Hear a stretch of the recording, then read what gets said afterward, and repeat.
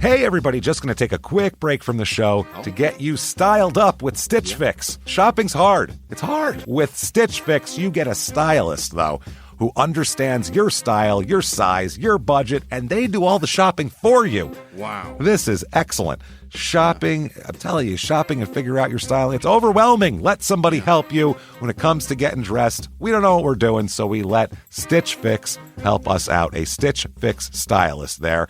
They know what works on us. We get the prices that make us look really good, and it feels good. You get some confidence boost walking around knowing that you're looking decent here. Oh, yeah. Yeah, we just give the stylist our sizes, style, budget preferences. We order boxes when we want, how we want, no subscription or any of that required. And they send called Just For Me pieces as well. Like, maybe you'd like this, and it's awesome. Outfit recommendations, styling tips. You keep what you love, you send back the rest. It's super easy. Yep. You can do it, and we are doing it because it's excellent. Personal styling for everyone. Get started today at stitchfix.com/STM. That's stitchfix.com/STM. Now back to the show. Hey everybody, just going to take a quick break from the show and tell you about Noom. Has Noom helped you? I believe it has. Oh, that's got an app. You can do tracking. It's terrific. It does. Noom builds personal plans that can meet individual needs. That's the thing. Takes into account any dietary restrictions, medical issues, other personal needs. That helps build a plan that works for you. And yes, so I know that you've had your own personalized program here that you've been working on. And it's weight loss This is weight loss results that last. They stick around because you get yourself into a lifestyle change. That's what matters. That's mainly it. You can't just say, I'm going to cut that out for a month and then go back to it. That's not what it is. So I'm glad it's helping you. That's great. And it really does. I like the psychology and biology-based approach here. Yeah. Noom Weight uses psychology. That's why they say losing weight starts with your brain, but it also takes into account your unique biological factors, Jimmy. All of your multitude flora and fauna that goes on inside of you there. Sure. Yeah. Stay focused on what's important to you with Noom's psychology and biology-based approach. Sign up for your trial today at Noom.com, Noom.com here. Based on 3.5-year study of actively engaged Noom users with minimum starting BMI of 25. Individual results may vary. Visit our website for more information. Thumbtack presents the ins and outs of caring for your home.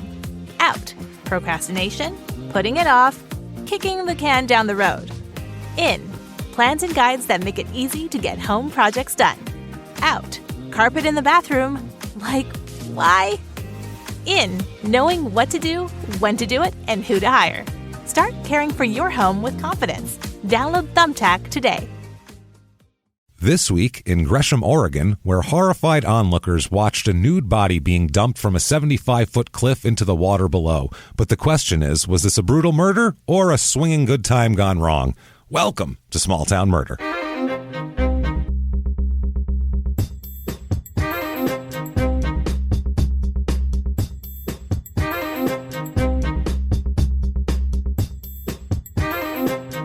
Hello, everybody, and welcome back to Small Town Murder. Yay! Yay, indeed, Jimmy. Yay, indeed. My name is James Pietragallo. I'm here with my co-host. I am Jimmy Whisman. Thank you, folks, so much for joining us today. We are excited as usual. Excited, too, because we're going all the way back to Oregon. It's been a while. Oh, the Pacific Northwest. Pacific Northwest. We're going clear across the country from Georgia to Oregon there, and we'll explain the town, because people in Oregon are going to go, Gresham, that's not a small town. That's not. So calm down. It was then, so relax, and we'll tell you about that. But first of all, thank you, everybody, for tuning in, and thank you for everything you've done for us this week and always. First of all, if you haven't yet, please, whatever app or platform you're listening to, give us stars. I don't know how many stars they all use, 5 stars, 10 stars, 20 stars, whatever it is. Do that. It helps the show, helps drive us up the charts. You definitely want to head over to shutupandgivememurder.com. Why, James? Right now, you need tickets to the virtual live show. Oh, boy. September the 16th, next Thursday, September the 16th, 2021. A week And it's a week away. We're very, very excited. We have a wild case picked out. It is a regular Small Town Murder episode, and it's going to be a ball live show right at your house or wherever the hell you want to watch it. I don't care. You can watch it in your office. We live show in your office. Who could do that? It'll be available for 72 hours after that as well. If you want to watch over the weekend, you can do that. So everybody there, shutupandgivememurder.com is where you get that. Let's go. Get those tickets right now and get your merch as well. Also, listen to the shows on the Upside Down Digital Network that we have put out here. First of all, Game of Crimes, hosted by Morgan Wright and Steve Murphy. They have crazy stories from all over. I mean, they're both in law enforcement forever, but they're cool guys. They're cool guys who have a lot of weird perspective on things. I mean, one of them had a hit on him put out by Pablo Escobar. Have any of you ever had a hit put on you by Pablo Escobar? Probably not. They're more interesting than we could be, so you should listen. They're not as funny, but they're more interesting. We'll put it that way. They're sweethearts. And they are kind of, they're funny too. Check it out. Game of Crimes every Monday there. And also Life After Happy Face every Friday, where it's Melissa Moore and Dr. Laura Petler, and they're going to give you definitely unique angles on crimes and murders and all sorts of stuff. I mean, I don't know if, again, I've never had a hit put on me by Pablo Escobar, and neither of my parents was a serial killer. So these people have...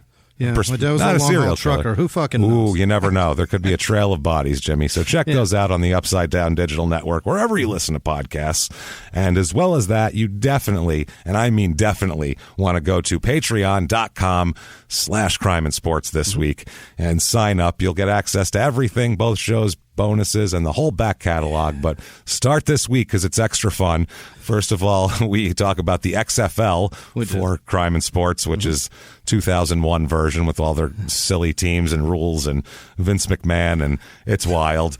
And then on Small Town Murders, we talk about Love After Lockup, which is one of our favorite things to do for any bonus all year. We recap the season of Love After Lockup and tell you don't even need to watch it. We'll just guide you through it. It's that fun, but you should watch it.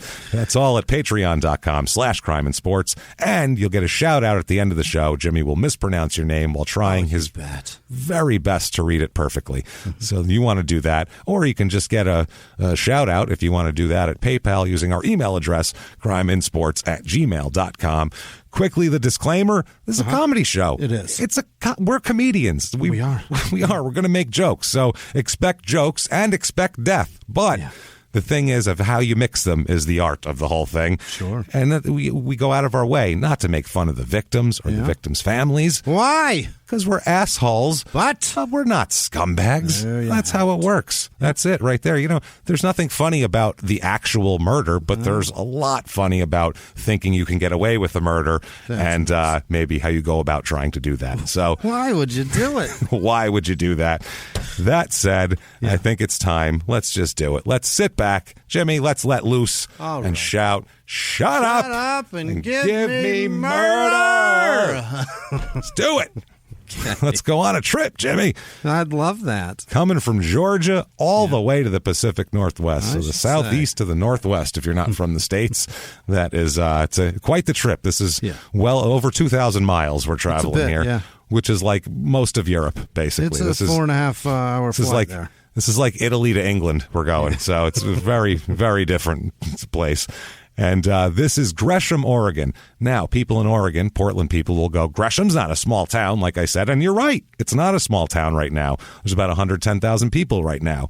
Yeah. But it's one of those suburbs that has just exploded in the last 20 years. Really? With people. Yeah, 20 to 30 years. It has just gone crazy. There was like nobody there in 1970.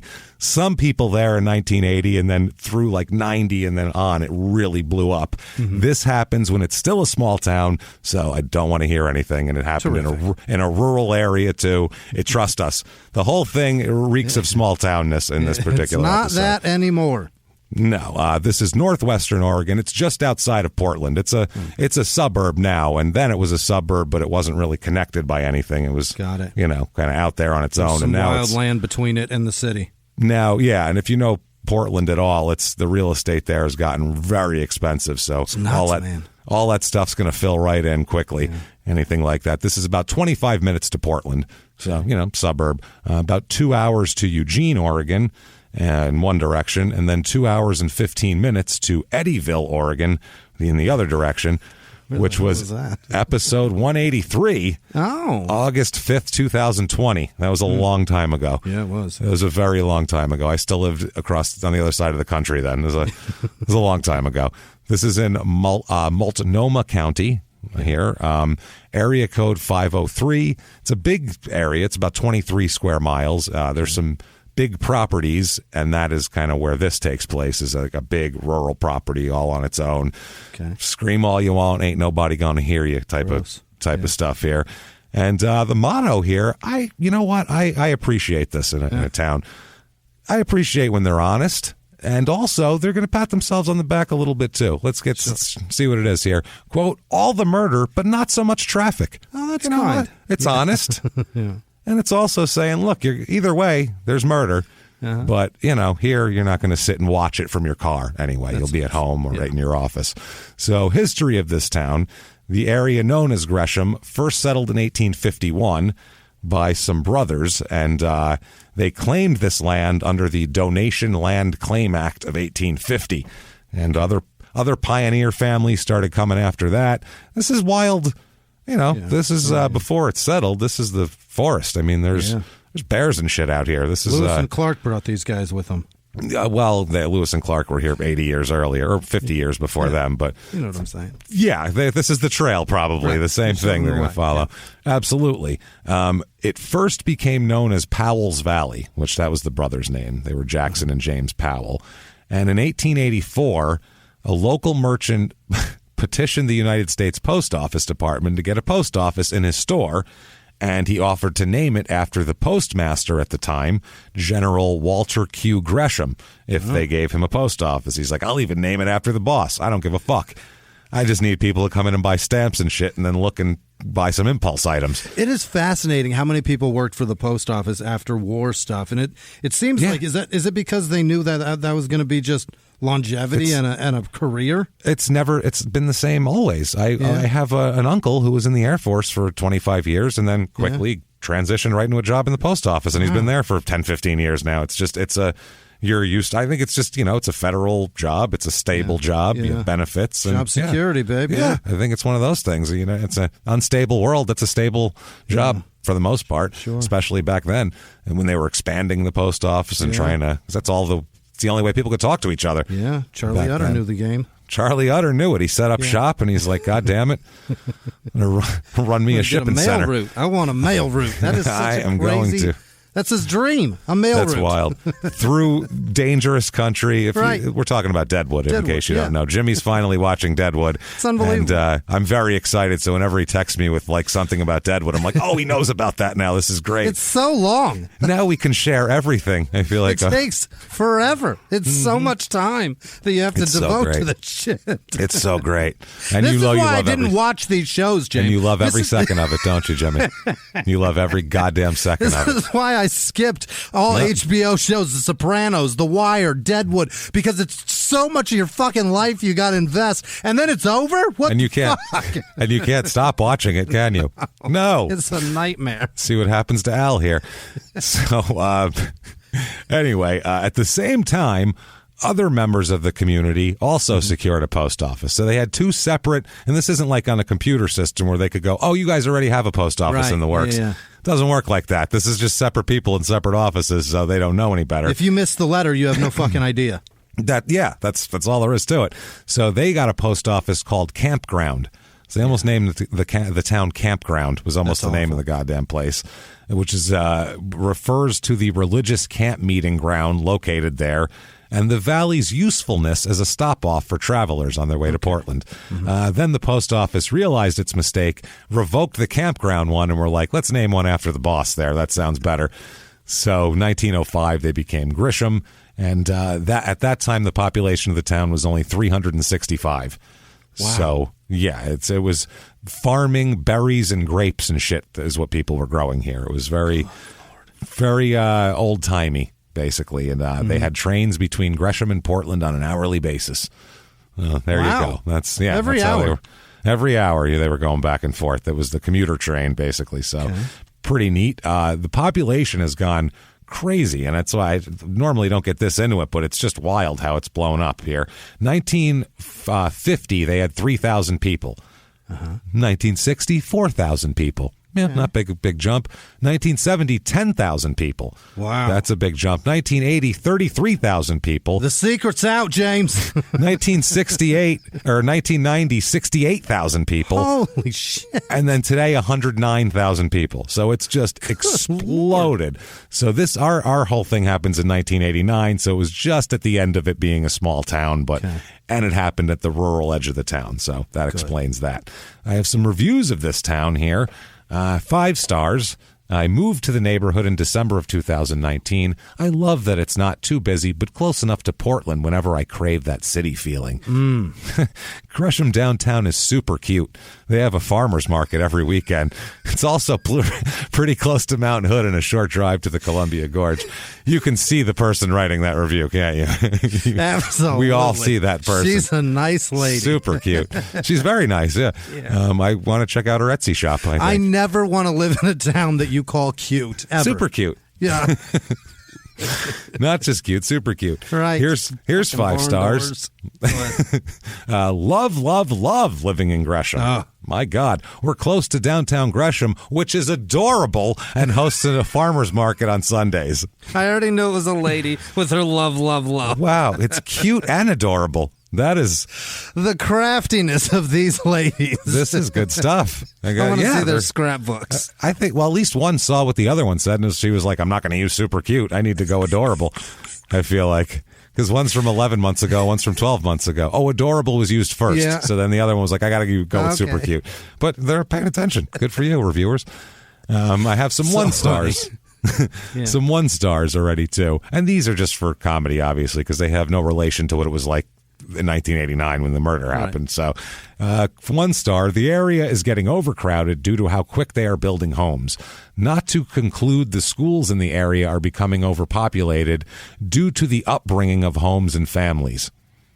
What? I don't know. That's very confusing. To the building of homes and families buying them is what they mean. But yes, upbringing. But it sounds very up. A dummy. That's a man. There's no punctuation in here. Yeah, that's a guy. They're just mad.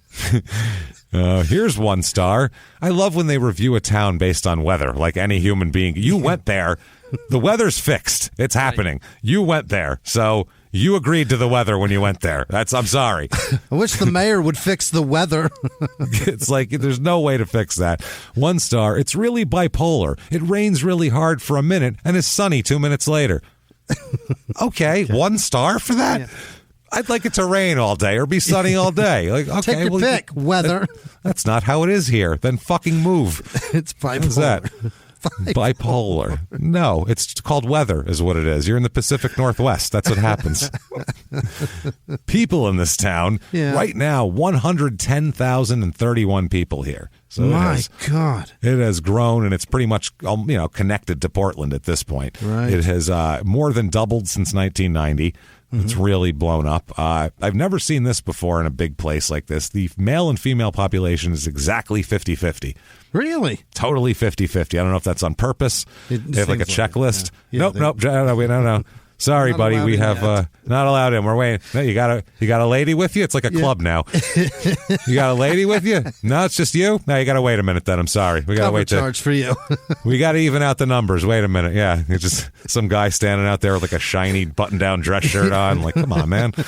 We fucking stand out here waiting for chicks to arrive. The guy with his brother got to wait for a girl and her sister to move to town. That's all. It. Just a clipboard at the door. I love it. And then I see the Blazing Saddles toll booth when I see that, but a guy in front of it. Yeah. Somebody's going to have to go back and get a shitload of dimes.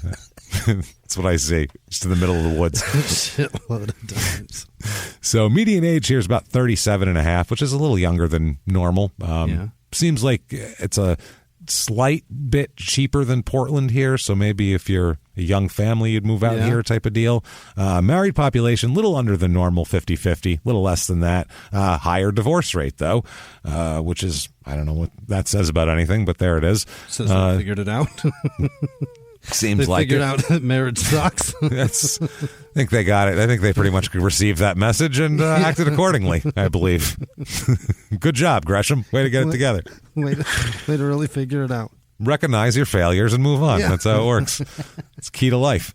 So all the stats are pretty normal as far as, people, children, and all that shit. So race of this town, it's about 65% white, which is a little over the national average, 5.3% black, which is under the national average, about 4% Asian, which it's, I'm surprised it's not at least at average in the Pacific Northwest, but I'm not sure how Portland is, if there's as many Asian people in Portland as there is in Seattle, or I'm not sure. So Hispanic, though, is 19.6%. So is that right? Yeah, it's a big population there. So second to white people, and that's saying something for the Pacific Northwest, because the one thing there are up there is a lot of white people. You betcha. You'll see them.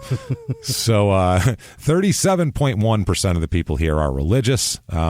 They don't list, though, in their list of religions here, they don't list, like, Sasquatch as a religion. So no? I'm not sure. Maybe that's why it's a little light. Maybe that'll fill in the average up to 50-50. Bunch of squatchers. They allowed Sasquatching as a religion here. I think they just call it squatching with an apostrophe. Like there's no G. I'm not doing that. They are Sasquatching, as far as I'm concerned. I understand what the term is, and I won't use it. I think even on the sign of the building, there's no G. It's an apostrophe. I will not dignify that. I won't. The squatchers. Squatchers. You fucking squatchers. I saw a squatcher squatting over there. So, it's pretty even out. There's a few Catholics because there's a high Hispanic population, I think. But other than that, a couple of Pentecostals, a Presbyterian here or there. 0.9% Jewish. Almost. We just missed it. It's very disappointing. It is. It's very disappointing. What the hell? Hava, Nagila, Hava, Nagila, Hava, Nagila. I don't know the words. 0.9 is close enough. 0.9 is close enough. Hey, there you go. So, last election here, it's the Portland area. It's this county. So about 79% Democrat in the last election, 18% Republican, about 3% independent. Okay. Unemployment rate is a little bit over the national average. Right now it's about 6% everywhere else. It's a little over 7 here. Median household income is pretty close to average. It's normally about $57,500. Here it's $50,675. Not bad. Cost of living, though, the housing is bad. It's outrageous, right? Yeah, absolutely. 100 is average, the par, regular. Right. Here it's 147.8 for housing. It's very high. Yeah. Median home costs $341,700. So if you need to put a sign on your door that says "Gone Squatching," we have for you the Gresham, Oregon Real Estate Report.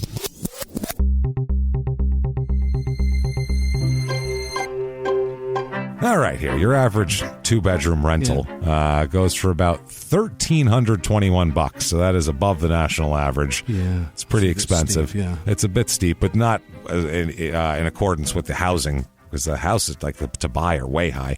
I found a 2-bedroom, 2-bath, 1,334 square foot.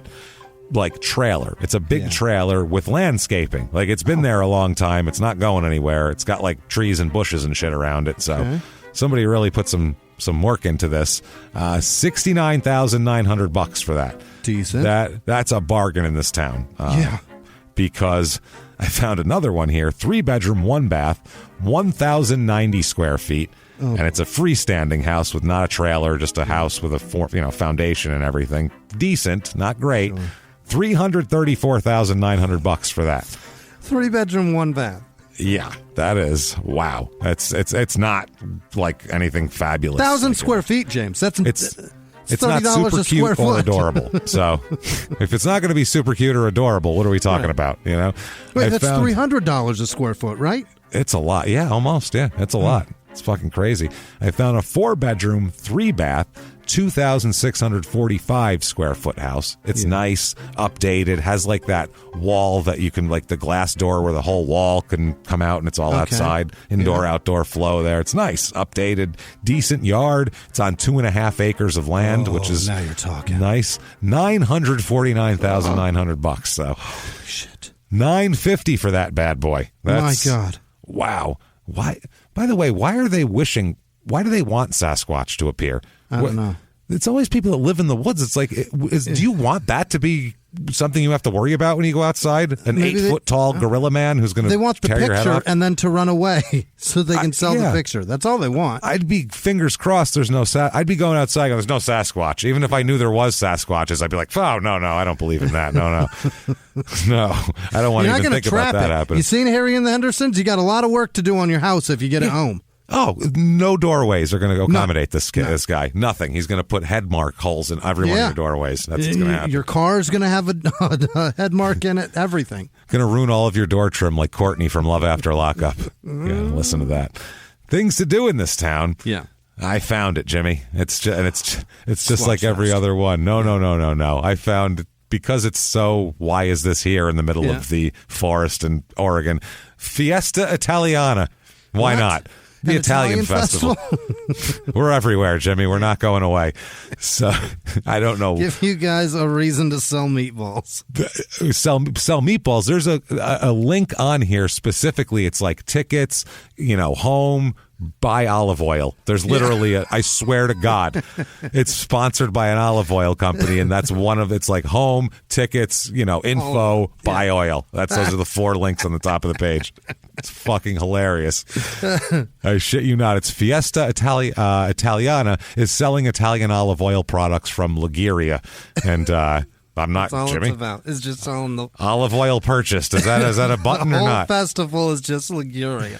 That's it. So they're sponsoring it, and I mean we like olive oil. Yeah, it's nice. Is it for the kids, James? Is it for the kids? I'm going to get into this. Hey, it's for the children, Jimmy. Let's talk about this. All right. Admission to this little event here, it's $5. Yeah. 12 and under, free. It's for the children, everybody.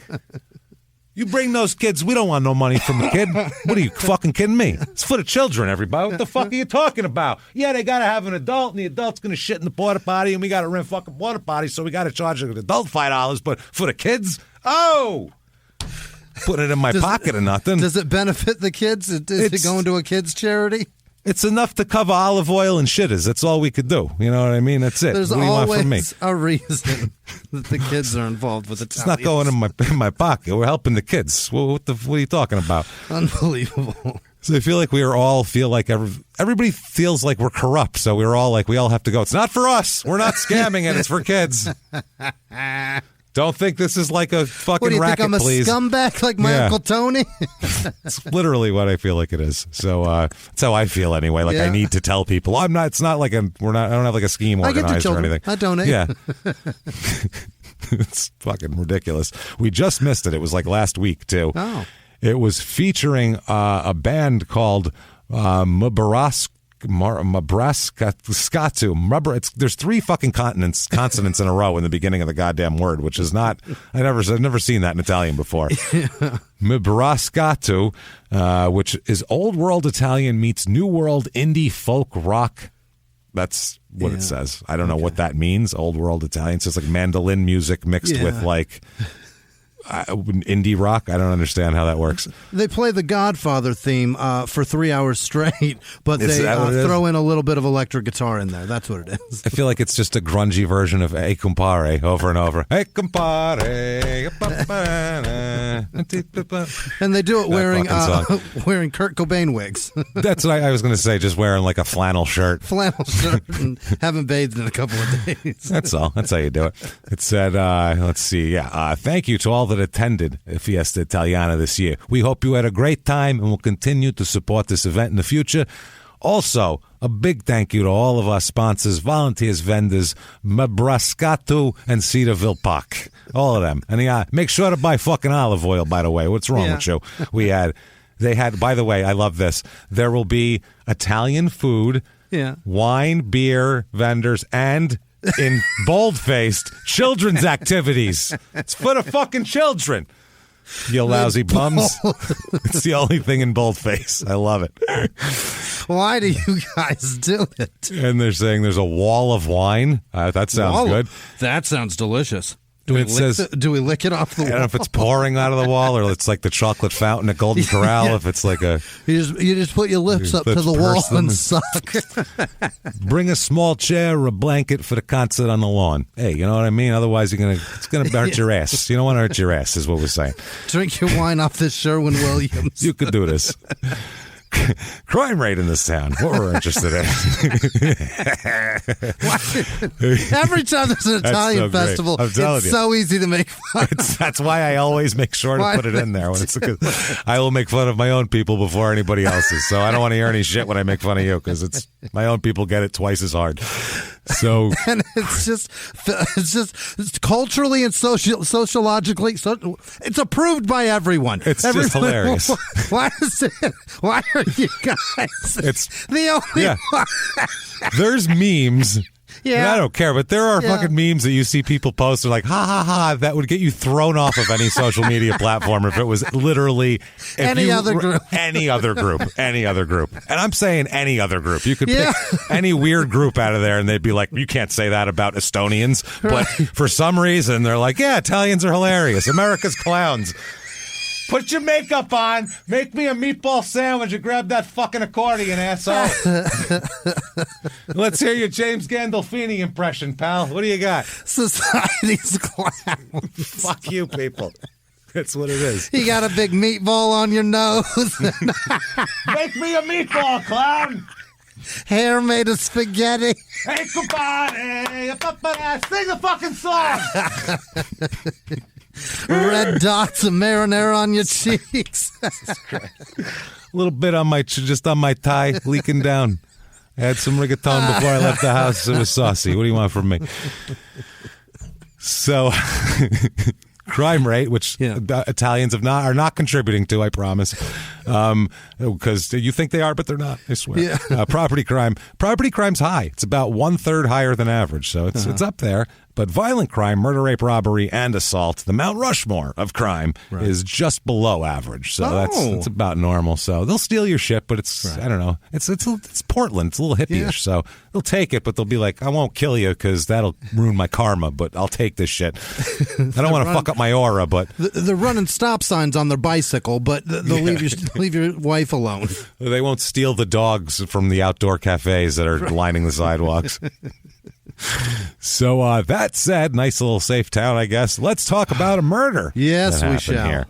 Let's do this. And like I said, we have to go back here to 1989 for this murder, when this was still, a smaller town, and where this takes place is like a remote edge on a isolated property. When it was adorable, James. When it was super cute. It was super cute. Main Street, you should have seen it, Jimmy. Farmer's Market. It was even better than the one now. They had tomatoes the size of your head, Jimmy. Now it's just not anymore. The soil's not the same. You know how it is. Climate change and all. It's all fucked out. So Squatch has been eating the tomatoes. Well, the Squatch shit ruins the iron. There's a certain iron balance and a nitrate balance that has to go on in soil, and the Squatch shit destroys everything. The piss is very acidic, and it ruins it. Pungent Squatch piss has just destroyed. Turns plants yellow. I know it. I've seen it. It's bad. It's not so good, much man. ammonia in Squatch piss. It'll ruin it all. Yeah, it's bad stuff.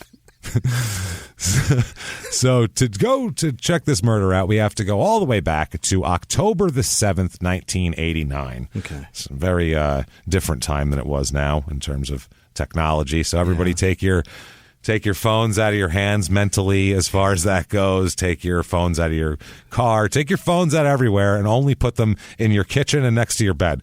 Okay, because that's where they are. Yeah. That's where they are.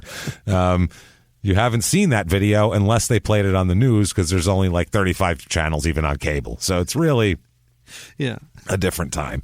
So you have no idea what anybody else is talking about. No. Because you don't watch the same shit as they watch. You don't. Corey Haim and Corey Feldman are ruling the world. That's what a different time this was. They're literally on top of the world at this moment.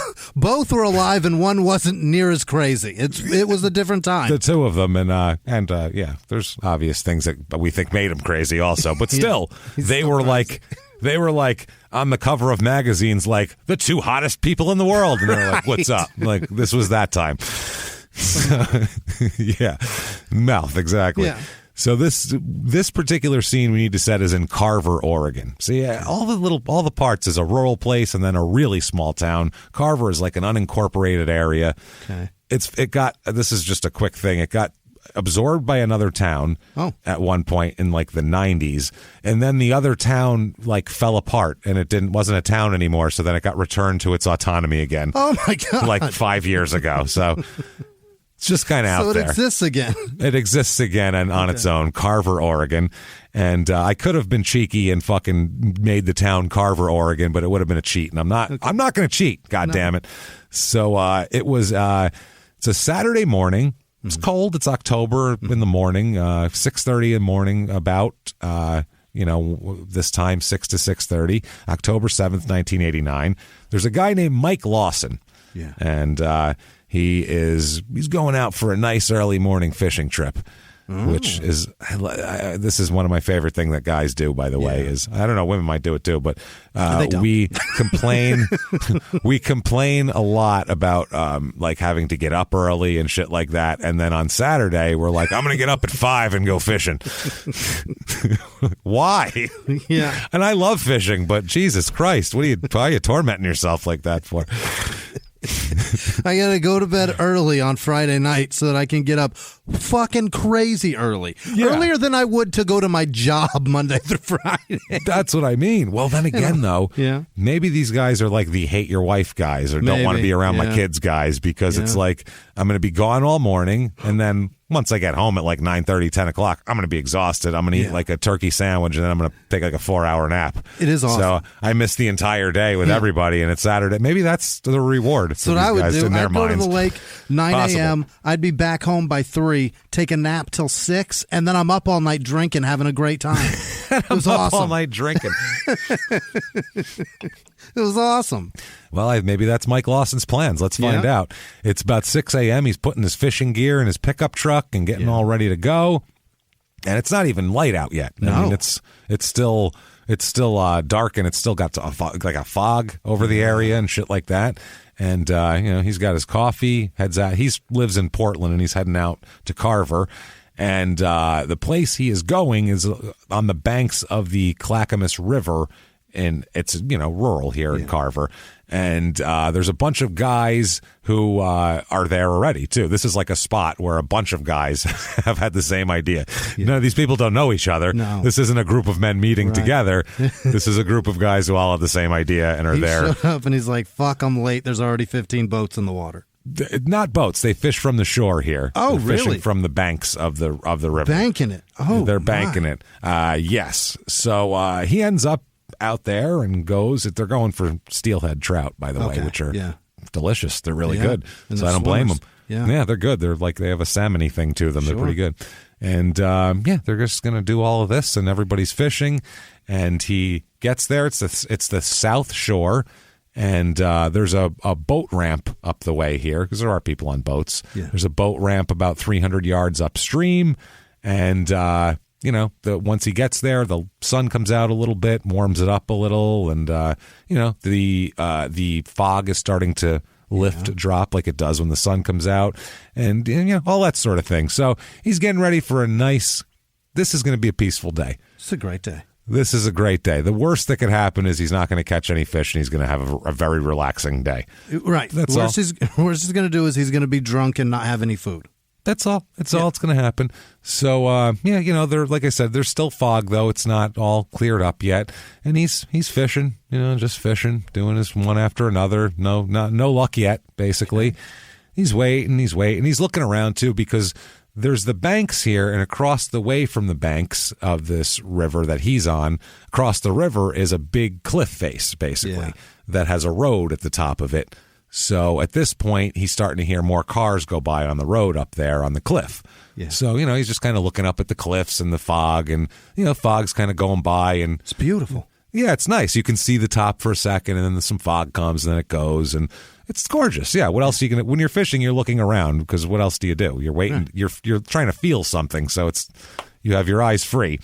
So, he's looking all around, doing his thing here, and it's Oregon Highway 224 runs across the river on top of this cliff, and, he's hearing stuff, and it's about 7-something in the morning while this is going on. It's light out now.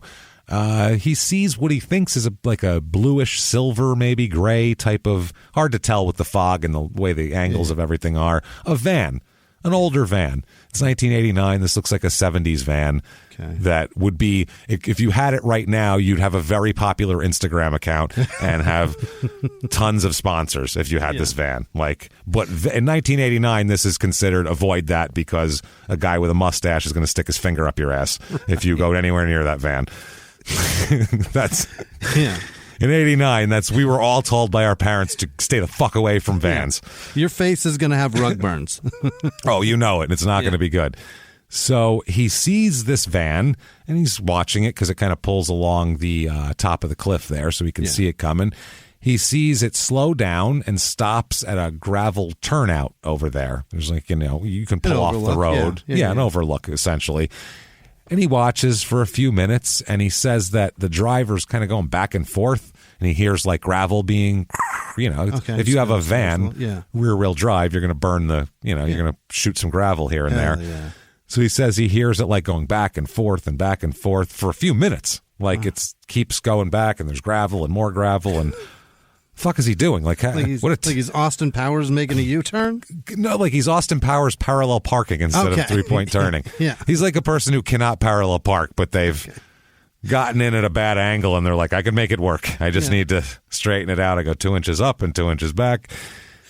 So he's watching all this, probably laughing, probably tapping guys next to him look at this fucking idiot going back and forth, trying to parallel park, I would think here. Not from around here, are you, boy? Ain't from around here, are you?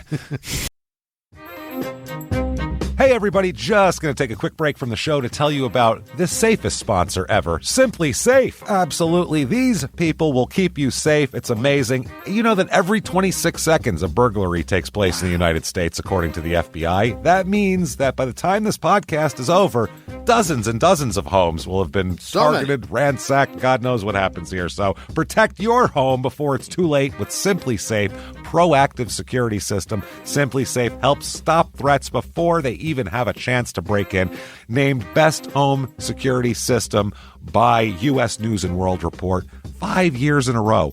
And by us for about the last 8 years as well. If you trust us, believe me, you want Simply Safe. So visit simplysafe.com/small to claim 50% off a new system with professional monitoring plan and your first month free. That's simplysafe.com/small. There's no safe like Simply Safe.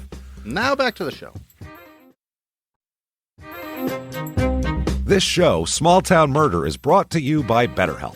Get yourself some therapy, everybody. Honestly, here. We often hear about, red flags that you should avoid. Hey, that's a lot of a thing. It's become a real phrase now, real cliche. But why don't you focus also, you look at green flags in friends and partners. Look for good things as well. Right. And maybe you're not sure what that looks like, though. Therapy can help you figure that out. What are positive things? What are the green flags? And then you can practice them in your relationship.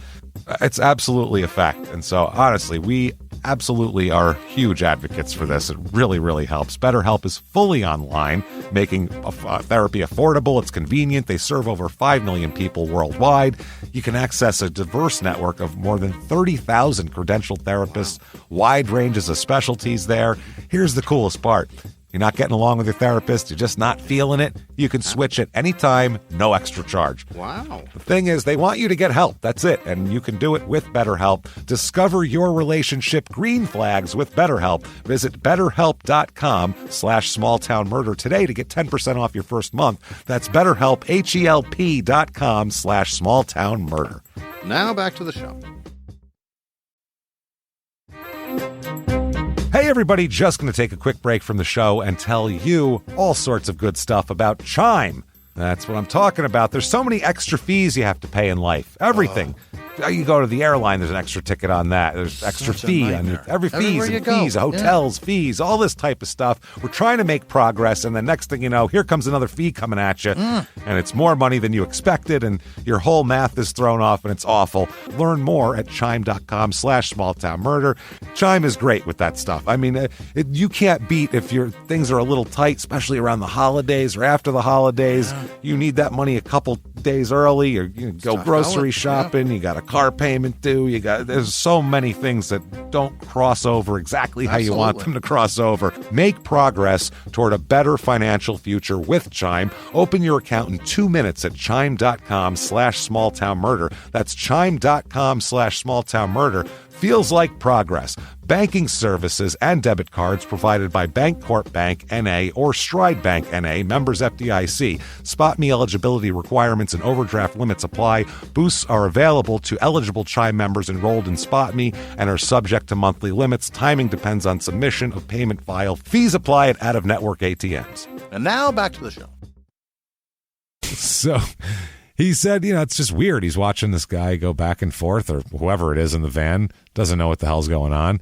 Finally, the van stops and parks, and no noise for a minute, so he's just, whatever, fishing, doing his thing. Forgets about the van, figures they got it parked where they wanted it, and now they're having their breakfast picnic or whatever the fuck they're doing up there. And about 20 minutes later, 15 minutes later, 20 minutes later, he's looking around again, and he looks up again toward the cliffs and looks up toward the van. And he sees something very interesting now. Now it's like, oh boy, this is very interesting. He sees a man and what looks like a naked person hoisted up over their shoulder. Hell yeah. Like a fireman's carry, but what looks like a naked human being there. Probably a woman because he sees longer hair, but it's also, who knows? So he's thinking, looks like a hot chick, or it looks like a chick or a guy or somebody there nude. What's up with that? Is that like a mannequin? Who the fuck knows what people do? A naked people body generally gets your attention. But it gets your attention. And he says he just watches this guy with carry this body like a fireman's carry, like we said, kind of carry it to the end, and going to go to the edge of the cliff and standing there for a second, and then in one motion just throws the body over the cliff side. Yeah. Throws a naked human being, apparently, over the cliffside. Oh, my. Not only that, on the way down, this is crazy, he watches it fall. It doesn't go all the way down to the river. This person catches on a little outcropping that's coming out of the cliff. So now he watches, the fisherman here, Mike Lawson, is watching this person climb down, scaling the cliff to this outcropping to then shove this body off again and fling it. This is an 80-foot drop, Jimmy. This is a 75-foot drop into the river and then just splash into the river. Yeah. And he's like, what the fuck is going on? Holy shit. He doesn't see any of us, you guys. Yeah, are you seeing this shit? He was like, oh my God, this is crazy. He said he watched it make a splash and he was like, holy shit, this is the wildest thing I ever saw in my life. Yeah. It's at this point that he also sees that there's another person up there. A person who's, walking with this man. Able-bodied and clothed. Clothed and alive and all that sort of thing, and not thrown off a cliff. Can't see if it's a man or a woman, but just sees that it's another person. There's just two kind of bodies a figure. moving around, Two people moving around, a van, that's kind of all they get there. And this guy says, hey, somebody just tossed a body off the cliff. He says to the other fisherman, like, holy shit, I can't be the only person who just saw that. He said that nobody paid attention to him. They were all like, what is he talking about? Fucking, I don't know, I'm fishing. These are people who are like, I'm here to get away from. Right. Nobody says, hey, and I have to do something when I come here. That's the difference. This isn't work. This isn't home. Just minding their business? I think they were like, hey, mind your fucking business, all right? Mind your business. Talk to cops and the news. Shut the fuck up. It's good for the steelhead, all right? They eat it. It's fatty. They get fattened up. You're gonna be happy next spring. We'll tell you that much. That's enough now. Shut the fuck up. Yeah. He said, though, they didn't pay any attention to him. He's literally going, I just saw a person throw a body from the cliff, didn't get it off completely, climb down, and then shove it more, naked body, into the water, and it made a splash. And they're all like, whatever. Yeah. They don't believe him, or they don't care, or I don't know what the fucking, or they're minding their own business. I'm not sure what it is. But then they all took his word for it at some point when the body started drifting into shallow water and being like caught on the side of the bank there. So now they're like, they can see it now floating, and they're like, holy shit. They start, freaking out at that point. It's lodged in some rocks. Yeah. And it's not moving. It's obviously doesn't look alive at this point. And if you saw how it went down, it didn't look alive either. Well, I mean, and anybody being naked thrown off a cliff, there's the person doing it clearly doesn't want that body found for one reason or another. Or at least wants it separated from them if it is found. Get this away got from me. Right. No clothes to tie it to something, and I wasn't here. I'm getting it away from me. So at this point, they see the van peels out and takes off. They hear the gravel go, and this thing takes off down the highway. So these fishermen all jump in their cars to run to the nearest telephone because they're looking for a house, a gas station, something, because nobody has a cell phone. It's 1989. Right. So, they all... People go to every place they can find with phones. There's tons of calls coming into the sheriff's department about the same thing. So, the fishermen, some of them go home. Some of them are just like, well, fishing's fucked up today, which is... There's going to be cops all around here, all kinds of noises. The fish are going to run away. There's going to be divers in the water. It's over. They're not going to run away, Jimmy, I don't think. But they're going to get out of the water and run away. They're going to get out of here and get in their vans and peel out in the gravel and take off. So, the fishing's done over for the day. It's all fucked out now. You're done with the fishing. So certainly fucked out. Certainly. So about half the fishermen go home, and a lot of them stick around to see what's going to happen because they're like, well, I'm out of my house for the day. I'm not going home. I'm not doing it. It's just not happening.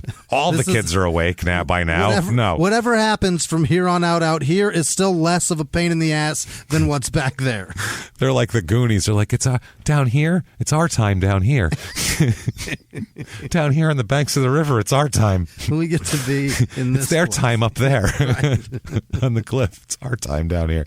So they come back. The cops show up, and there's a bunch of fishermen there hanging out. Yeah. And people get to the scene. There's detectives that get there, and the medical examiner also, comes in. Several divers are there. It's a pretty big operation. This doesn't happen in Carver very often. So a bunch of sheriff's deputies are securing the crime scene. What they think it is, they only know of. You saw the body get dumped from up there, and now it's down here. That's pretty much all they have for that. But they still do it. They round up all the fishermen that they can find. And, they start taking statements and shit like that. Mike Lawson tells the detective, quote, I heard a van on the ground going back and forth, peeling. He said, then about 20 minutes later, there was this guy walking down to the edge of the cliff with a lady over his shoulder. And he, was describing showing him how he did it. And he said he yelled to the other fishermen, hey, the guy just threw a body in the water. And he said, quote, everybody looked at me like I was on drugs. It is like, Portland. What? Yeah. Yeah, they're like, whatever, bro. This guy is just burnt, man. Did you pick whatever you're smoking from around the banks? Point me to where it is. Because, do you have any more is the question. Did you get it all? Have that. And another witness said, I kind of heard a splash. Then somebody says, there's a body. And a minute later, there was this body floating along. Yeah. I have to say, too, a couple of these quotes and stuff came from this book, and I'll mention the book at the end of it. It's called Crime Scenes, and I think the guy's name is, I can't remember it, so it's at the end. I'll definitely plug the book for everybody, but has a bunch of stories of different murders and weird crime scenes and stuff like that. And it actually, at the end of my research, I found some really good quotes in there that definitely help a lot. So, like these that I just gave you. So the witnesses have sort of a description of the guy here. The Mike Lawson gives one as a bearded and burly man with dark brown curly hair. 89 man. Your typical kind of like ogre from Revenge of the Nerds in 89, you're going to say. It's every guy in 1989. Well, not quite, as we'll talk about it here. He's wearing a plaid shirt and dark pants, which is everybody in the Northwest ever since. They just described the brawny man murdered somebody. Yeah. I believe when Lewis and Clark crossed into this country, the first thing the natives did was gift them both plaid flannel shirts, I feel like. They stopped in Montana, picked up their Portland gear, and wore that for the next 3 weeks. You had to. Otherwise, you didn't belong. He would have been attacked. So he said he appeared to be 30 to 40 years old, but hard to tell from the top of a cliff. About 175 to 200 pounds, somewhere in there. And they said about 5'7" maybe, but hard to tell from a distance. So how do you even put a height on that? I don't know how you height check a guy from down below. Because even if you said, okay, he's up to here on the van, you can't tell the angle you're from. You wouldn't be able to tell. It would look like he's taller than the van from the angle if he's in front of it. You know what I mean? You can't tell where the fuck he comes up to on it. And from 100 feet down, who fucking knows? Mm-hmm. And he's got an age. Larson's amazing foggy. Already. I'm impressed. It's pretty good. Yeah, this guy's got very good eyesight. But about 5'7", but he said that was the hardest to tell because it was the distance. Who the hell can tell height? He has no idea.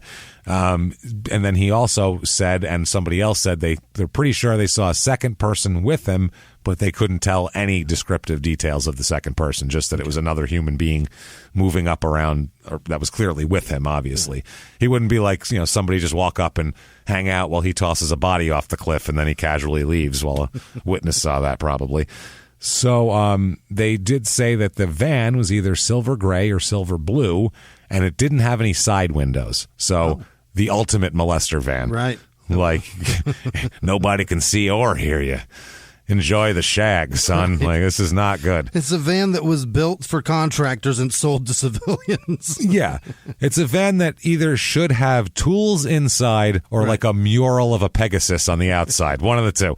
Or like a Metallica album cover or something on the outside. And I promise you, even that van has some sort of tool on the inside. It's just something. Yeah, it's battery operated or it's some sort of tool. Something. There's tools in there, I'll tell you that much. You don't want it used. Yeah, no shit. It was too far away. Mm-hmm. No, you don't want it used for anyone to see the license plate, but they couldn't tell anything about that. But they said it looked like a 70s van, like a 70s Ford-ish van. One of them said they saw the tail lights look like Ford tail lights, but they couldn't be positive. Yeah, so that's there. a possible 70s Ford van in the area. So who the hell knows? So this is, they examine the body, obviously. The medical examiner gets in there and puts waders on to go examine the body, actually, and makes a preliminary examination. He could see that the body, it's a woman, first of all, and that's to confirm that. The body had sustained wounds during the fall, they said, that were obvious because it hit the embankment and went off and was thrown off again. But he could easily see that the corpse also had several other wounds that appeared to be the ones related to the actual killing of the woman. But at this point, they're not sure if this woman was thrown in alive or if she was dead. Okay. They're still thinking she might have died here. So they're not positive of what's going on here. But they end up, removing the body from the water. And the medical examiner finds that she died as a result of stab wounds to the chest and abdomen. Oh, my God. Yeah, multiple stab wounds to the chest and abdomen and asphyxiation by manual strangulation. If that wasn't enough, good Lord. So, yeah, and if that wasn't enough, I will throw you off a cliff and bounce you off a fucking embankment. This is brutal. Also, her face is badly bruised, and really? both eyes are blackened. Both eyes. This is just a thorough. Took a sustained beating before she died. Absolutely, and stabbed and choked and everything else. She was naked, and her body had bruises, with her being consistent with her having been held down as well. Oh, no. So there's that, not by bindings, but by torture, manual held down, possibly, they're saying. There's no defensive wounds at all. No defensive stab wounds, so she must have been obviously held, held or unconscious or something, because she could have been beaten into unconsciousness with all of the other wounds that she has, and then stabbed and choked. Who knows? They did find, this is the only physical evidence they find here, they find 2 sperm heads that they recover from her mouth. What? So that is very intricate details. Yeah, that is looking close. They recover the heads of 2 individual sperm in her mouth. That they tails removed. Apparently, just the heads they could find. So that is wild. That's what they have to go on. A van, a vague silver 70s-ish van with no windows. Yeah, a dude and a possible second person. That's somewhere between 5'7" and 6'8", 150 to 380 pounds. Yeah. looking like a Portland man, wearing a plaid shirt. And is able to produce 2 sperm. So this is not even whole ones. No, so just the head. So this is a fucking mystery. So right away, they don't even know who is she. Number one is what they need to know, and that's no way to know who killed her or why they killed her if they don't know who she is, basically. So there's nothing like articles of clothing or anything like that. So there's obviously no ID. No way to identify her that way. The only item on her body, only thing she has other than what she was born with, is a turquoise earring. One turquoise earring. Okay. One in one ear. That's it. So, I mean, that earring, the other earring, who the fuck knows where that could have been. She hit an embankment and went into a cliff. So she could have been wearing 2 when she went down, yeah. We have no idea. So it didn't help. They were like, well, this isn't going to help much. One earring probably isn't going to be much here. So they're trying to they want to investigate this quickly because they feel like whoever did this is probably not a good person at all, and good chance they're doing something like this again. So they want they want to get on the investigation sooner rather than later. So they're not just going to take the body in and go, well, let's hope somebody puts out a missing persons report and then we can start looking. They're actively trying to check out how we can identify her at all. So they end up they're asking. They have nobody to ask besides the fishermen. They're like, we have no leads. It's just a turquoise earring and a dead female. So they send 3 detectives, send out alerts to all the law enforcement agencies in the area with a description of the victim and the crime. This is what happened. Is anybody missing that you know of? That sort of thing. They, in addition, that morning alert the local media and provides them the same information, only holding back details that would be, only known to the killers. They don't give the exact wounds. Yeah. They just say she was killed. They don't say she was stabbed and choked. Okay. She had black eyes, all that. That's the shit that you need to get from the killer, right, so it's real. Verify if they do confess. Right. Yeah, exactly. So that way no one can come forward, just because otherwise you'll just get crazy people who want attention that I stabbed her. Yeah, I did it. Too many people. It happens so often too. Every highly publicized case has false confessions. It happens all the time. Which one's more fascinating? The women that want to fuck them or those guys? Those guys. Yeah. Those guys. I think so, the bad boy thing, that's just the bad boy thing to another level. But that I understand, because guys are like that with women too. You find some women and you're like, ooh, she just stabbed her last boyfriend and did it. You're like, that's kind of hot. So the guys of this single guy, yeah. All right. So you're saying if I get on Instagram, I could probably find her, right? Okay. But then you have nothing to lose when you just want to fuck that person. You have everything to lose when you admit to murdering. What the fuck are you talking about? That's a good point too. So they're trying to attract. The people who have any information, while also shielding themselves from the false confessors that always pop up and do all of this shit, basically. So they need something. It's very difficult though to find anything. Eventually, though, they get a lucky break because the next day, October the 8th, a missing person report comes through, and it's a relative reporting a 27-year-old woman missing that fits her description very, very closely. And this 27-year-old lady is named Deborah Sue Spicer. Okay. And apparently she had not returned from a night of drinking on October the 6th, which is the evening before this body was pushed into the river. So this family member was worried about her and provided them with a description of her that fit the body that they found. And so they started, at this point, they could obviously check a little bit closer. So they talked to the people who put the missing persons report out, and within like a minute they knew, okay, this is who we're looking for. So they know it's Deborah Sue Spicer, and they get photographs and all that sort of thing. Once they see a picture of her alive, they're like, oop, that's her shit. Yeah. So her face was swollen and injured, but there was no doubt that it was her. So they had to then tell the relatives, which when you put out a missing person report, you don't expect to get like 2 hours later, them go, oh, yeah, we found her. She's dead. That's not the expectation. You know, it's either going to be a lengthy thing or they'll come home, but not, oh, that's the person we found dead yesterday is not what you're expecting, hopefully. Ring. Good news, bad news. Got some good news and bad. Good news, the mystery solved. Got her.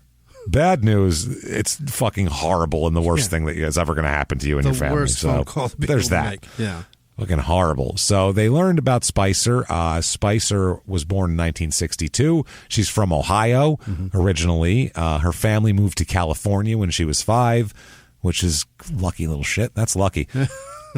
You wish your family moved to California when you were 5. You would have been like, oh, I get sunshine. You could have been like one of those tanned surfing beach kids, Jimmy. And also, it lets you appreciate that life because you've just lived 5 years in fucking Ohio. In Columbus, yeah. Right. So, which is different. There's not as many beaches is what we're getting at. It's deeper than that, James. It's fucking better. Just all around. Yeah, it's just better. Even when you're not at the beach, like, at least you're not in Ohio. Yeah, at least you're not in wherever the hell you're from. Yeah. At least you're not in Colorado Springs where you're from or fucking Wappingers Falls where I'm from. It's better than that. It's just nicer. So after that, they moved to Oregon when she's like a year or 2 later, and they end up settling in the Portland, Gresham area. And she was a cheerleader in high school and all that sort of thing. Yeah. Graduated in 1980.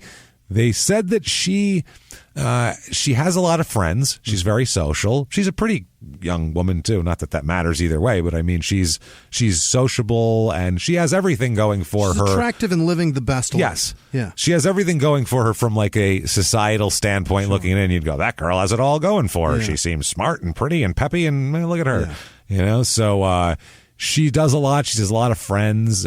She likes to ski and play tennis and do kind of shit like that. Mm-hmm. She has been working as a secretary, but recently she had to quit her job because of, from what her relatives here said, a debilitating migraine problem. Oh, no. She said she had migraine headaches and she missed so much work that she just had to eventually quit her job. Wow. So very bad migraines. And I don't know if there's been hopefully there's been, since 1989, there's more remedies for that. Or perhaps wherever she was working was the cause of the fucking migraines. That might be that too. Maybe that's what it is. Perhaps there's a guy that keeps reminding her that she's got a great ass somewhere in there, and it gives her a headache every day. I don't want to work. I just get this. Starts in my neck, and it's just a tension, and I don't get it. Way up. It's just I don't know what it is, but it's whenever I smell Paco Rabanne, it's just every time I'm like, boom, fuck migraine. That guy, fuck this job. So they said also that she lately has kind of she's been drinking more lately and kind of being just kind of a little more wild than she normally was. Not in a bad way. She's not getting arrested or anything like that. She's being 27. She's being 27 and she doesn't have a job to go to in the morning now. Right. So, I mean, if you don't have to be anywhere in the morning, you can go out on a Tuesday night. That's awesome. That's me start going, well, it's less crowded on Tuesday.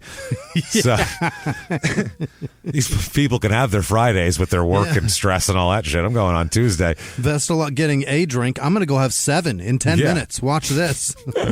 With the rest of the alcoholics who can't stay away on Tuesday. Not that she's an alcoholic, but a lot of people, we've done a lot of comedy bar shows and on Tuesday nights, and it's not the cream of the crop crowd usually on a Tuesday. Is what we're getting at. It's the easiest night to get a drink by far. Yeah, it's empty, and it's people that are watching TV but staring through it. They're not even really watching it. It's not people that want the drink. It's the people that need the drink usually. They have to have the drink. Yeah.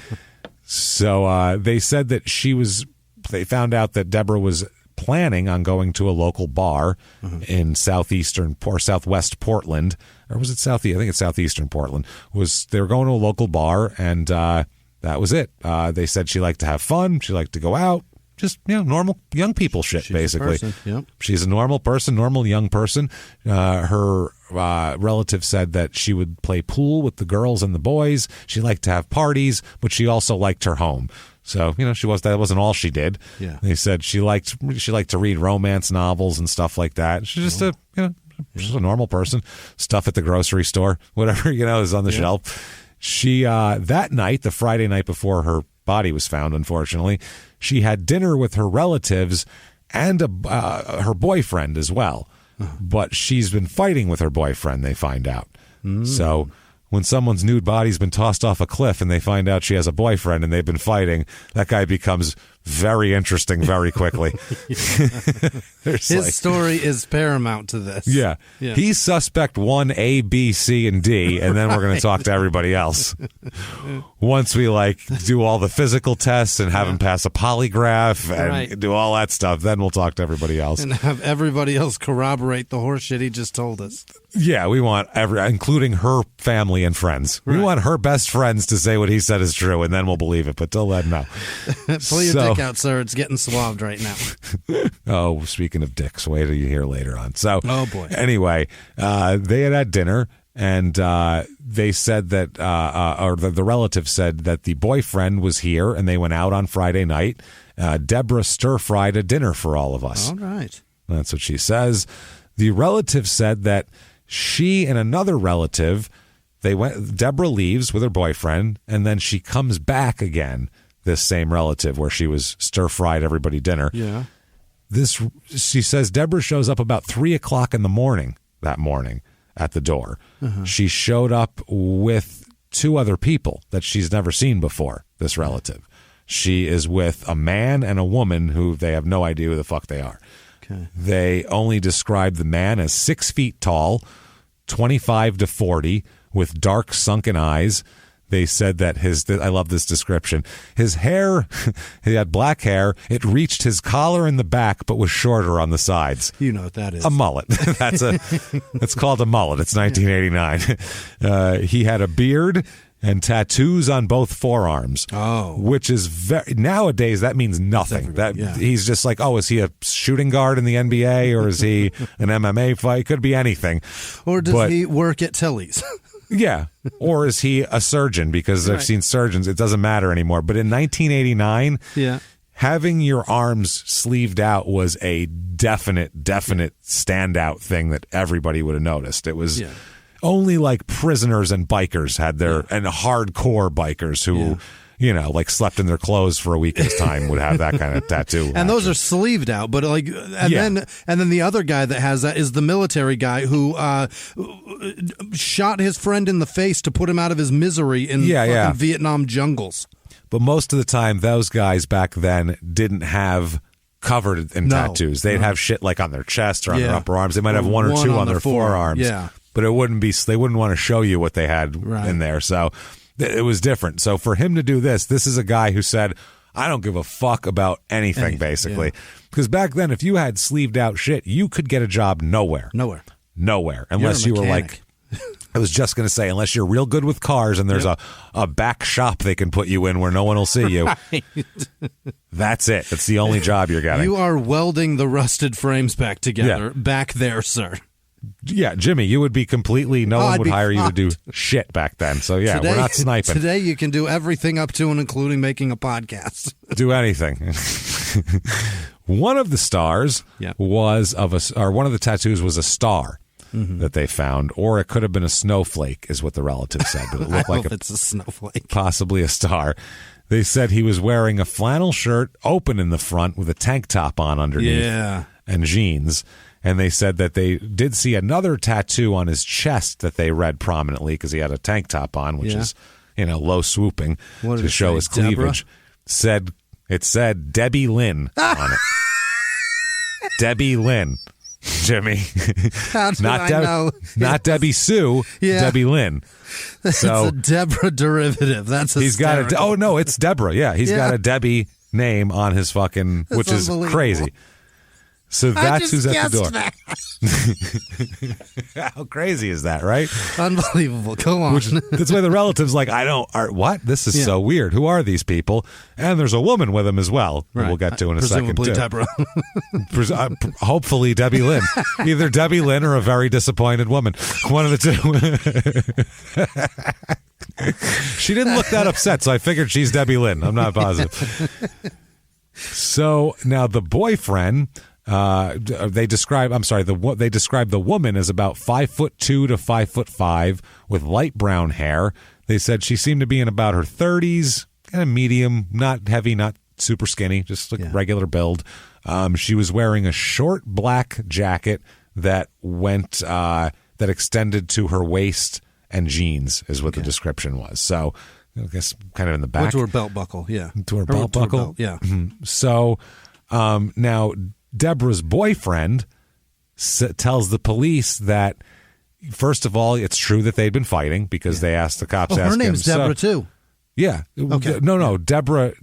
Who? What are you talking about? Spicer? Deborah, Spicer's Deborah, yeah. There's a lot of Debbies involved. That's what I mean. God. There's Deborahs everywhere. That's why I thought of Deborah, I think, because you've said it so many times. That's what it was. Yeah, because I said her name was Deborah Spicer, and then you're like, and he's with her, and he's got a tattoo that says Debbie Lynn. So it's very confusing. Yeah. So you're going to be, give me about 2 minutes, and you're going to be like, get the fuck out of here. Okay. So they talked to the boyfriend, and he said, yes, me and Deborah have been fighting. That is true. You did hear correct about that, but I didn't do any of this shit. He said, what I did do, though, is I got a phone call from her about 4 a.m. that morning. Oh. So the relatives saw her at 3. I got a call from her at 4. She called me, and she said she didn't tell me where she was. So I don't know exactly where she was, and I'm not sure exactly what was going on, but she basically vaguely said that she was in Gresham at some couple's house, and they wanted her to have a threesome with them, right. And she didn't really want to do it, and she was asking for, like, how do I get out of this? Like, how do I not fuck these people while I'm here, essentially, is what she was saying. Like, they want to have a threesome. How do I get out of here without, like, making them, I don't know if it's a social thing or... he said she didn't seem scared, but she seemed uncomfortable and just wanted to get out of it. And she was like, how do I get out of this? But she was also drunk, he said, too. So it was hard to get the story out of her. Yeah. She didn't really know where she was. It was kind of difficult. And they're going, okay, well, that sounds like a good story. But also, if I was a fighting boyfriend of a murdered woman, I'd probably have that story too. Oh yeah, 4 a.m. She's like, this couple wants to fuck me. How do I get out of this? A likely story, sir. Yeah. That's what they're saying here. Doesn't take much thinking to get there, I suppose. Yeah, but it's still. Yeah. This is why you don't fight with your significant other and then go out. You're going to get yourself in a position where you need them to help you, and you're fighting with them, and they're not going to come to your aid. They're not going to. Yeah, and we're talking about, by the way, her coming to his aid with the police at this point. Either direction. Yeah, well, you can still fight with you, but nobody should. You can fight with whoever you want, and still you shouldn't be fucking murdered, I would say. I'm not saying that. I'm just saying. I don't think that came out quite the way you wanted it to. No, I'm just saying, don't be the guy that fights with your girlfriend, then she leaves, and then be like, I'm not going to go pick her up whenever she needs my help now. That's don't be that guy point. either. Yeah, I misunderstood you. Yeah, you don't want to be that asshole, I would say. That's right. So the police don't know whether to believe him or what, so they go around. They have a police sketch artist with them as well, and they're trying to get any kind of info they can. Yeah. And they're talking about they heard that she went to this bar, so they're gonna check with this bar. There's so many tips coming in, though, that they have to investigate that it's actually hindering the investigation. Wow. They said, a deputy, Judy Gage, said, quote, people want to help so much that we have to eliminate all the tips that come in. We hope it won't be too long. Somebody must know, what happened. Yeah. Somebody's got to know something. So one tip comes in from Klamath Falls, and the caller reported seeing a van with a man and 2 women, one of them fitting the description of Deborah Spicer, and by all of this. So they investigated that, and they were like, okay, we got a van, we got a guy, we got 2 women, that's something. And that doesn't pan out to be anything. Turns out these people had a solid alibi. They weren't anywhere near anything that night. Person had their day wrong or some shit like that. So they check out the bar. They find out where she was, and it's a Southeast Portland bar. And she was seen drinking with a man and a woman that night at the bar. And so they're looking into that, and they question employees, and they question all the bar patrons that are always there. Barflies and employees are being questioned. And eventually they end up finding out the name of the people that she was drinking with at the bar. They're like, well, that's a good start, because maybe they're the same people that were at the door with her at her relative's house. They find out that these are 2 people named Randy Charles Bockorny, Bockorny, Bockorny. Yes, Randy Charles Bockorny, who's 35 years old, and his wife, who is Deborah Lynn Bacorny. Multiple Debras, okay? Yeah. Multiple Debras. Hey, everybody, just going to take a quick break from the show to tell you about a healthy, delicious item, Hero Bread. And we're both trying to get healthier this new year. Jimmy had a eye-opening doctor's appointment and things like that. Yeah. So we're trying to get healthier, and I'm telling you right now, this Hero Bread is a good step in this direction. It's delicious, and it is really good for you, and it's really excellent. They have the sliced bread is good, the bagels, the tortillas. I know you've been they're terrific. Ranting about the tortillas. They're so good. With Hero Bread, you can focus on your health goals and still indulge in the soft, fluffy experience you love, but guilt-free. I really love the little Hawaiian rolls, too. Yeah. They're so good. They're so good. The Hawaiian rolls, they're legit. They're fluffy. Yeah. They're exactly how you want them to be. You'd never know it's low-carb and high-fiber bread from the texture. You get the soft, fluffy experience you know and love with your savory breakfast sandwich, late-night grilled cheese, Taco Tuesday. Do it. No compromises, just flavor, ultra-low net carbs, 0 grams of sugar, high in fiber. It's fantastic. Hero Bread is offering 10% off your order. Go to hero.co and use the code SmallTownMurder at checkout. That's SmallTownMurder at HERO.co. And now back to the show. Hey, everybody. Just going to take a quick break from the show to tell you a little bit about Sono Bello. You know, the most known secret with celebrities and influencers and all these famous people is so many of them have had lipo.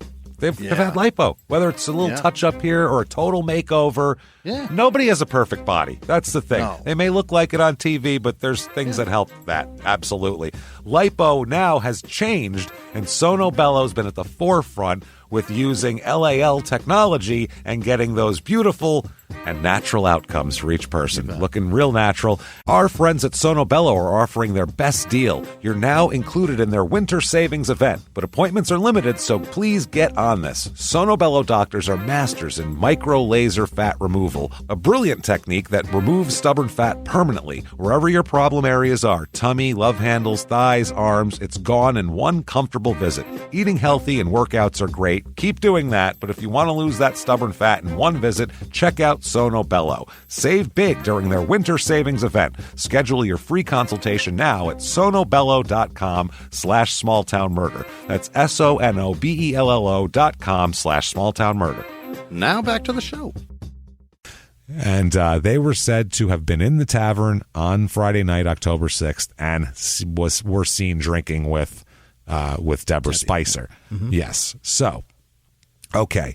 We're going to call the wife Debbie Lynn. We're going to call Deborah Spicer Deborah. Debbie Lynn and Deborah. Okay. That's how we're going to discern who we're dealing with here. So they place them together. The witnesses describe Randy as about 6 feet tall, which is, you know, that's what the relative described him as, but a way different description than the fisherman. Sure. So they said 5'7". There's a big difference between 5'7" and 6 feet. Boy, so is there. Jimmy's like, I look up at it every day. Oh, boy.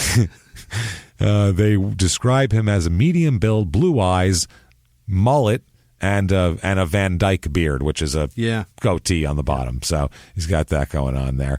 And they also said, all of the tattoo thing is coming more into focus. It's a teardrop tattoo near his left eye. Oh. And that gets worse, Jimmy. And a partially drawn spiderweb tattoo on his left wrist. Okay. These are. What does that tell you, Jimmy? Those are prison tattoos, James. Thank you. That tells me I've done time. Yeah. And lots of it. Yeah. Plenty. And the teardrop is somebody else is no longer doing time. Yep. It's very. That says a lot right there. They said does. Both forearms were covered in tattoos, as was much of his body as well. Okay. They even said that he had the tattoo. Somebody that knew him says he had a tattoo of the name. This is ballsy. Well, Dickley, I will say. The name of a former girlfriend on his dickhead. He tattooed his old girlfriend's name on the tip of his dick, and then they're not together anymore.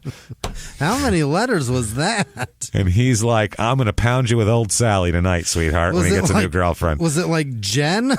I really hope her name was her like... name? Yeah, I was like Di, maybe, Right. I hope, or something like that. I really hope it wasn't like it wasn't Francesca Tiffany. or some shit. Isabella or something. It probably wasn't.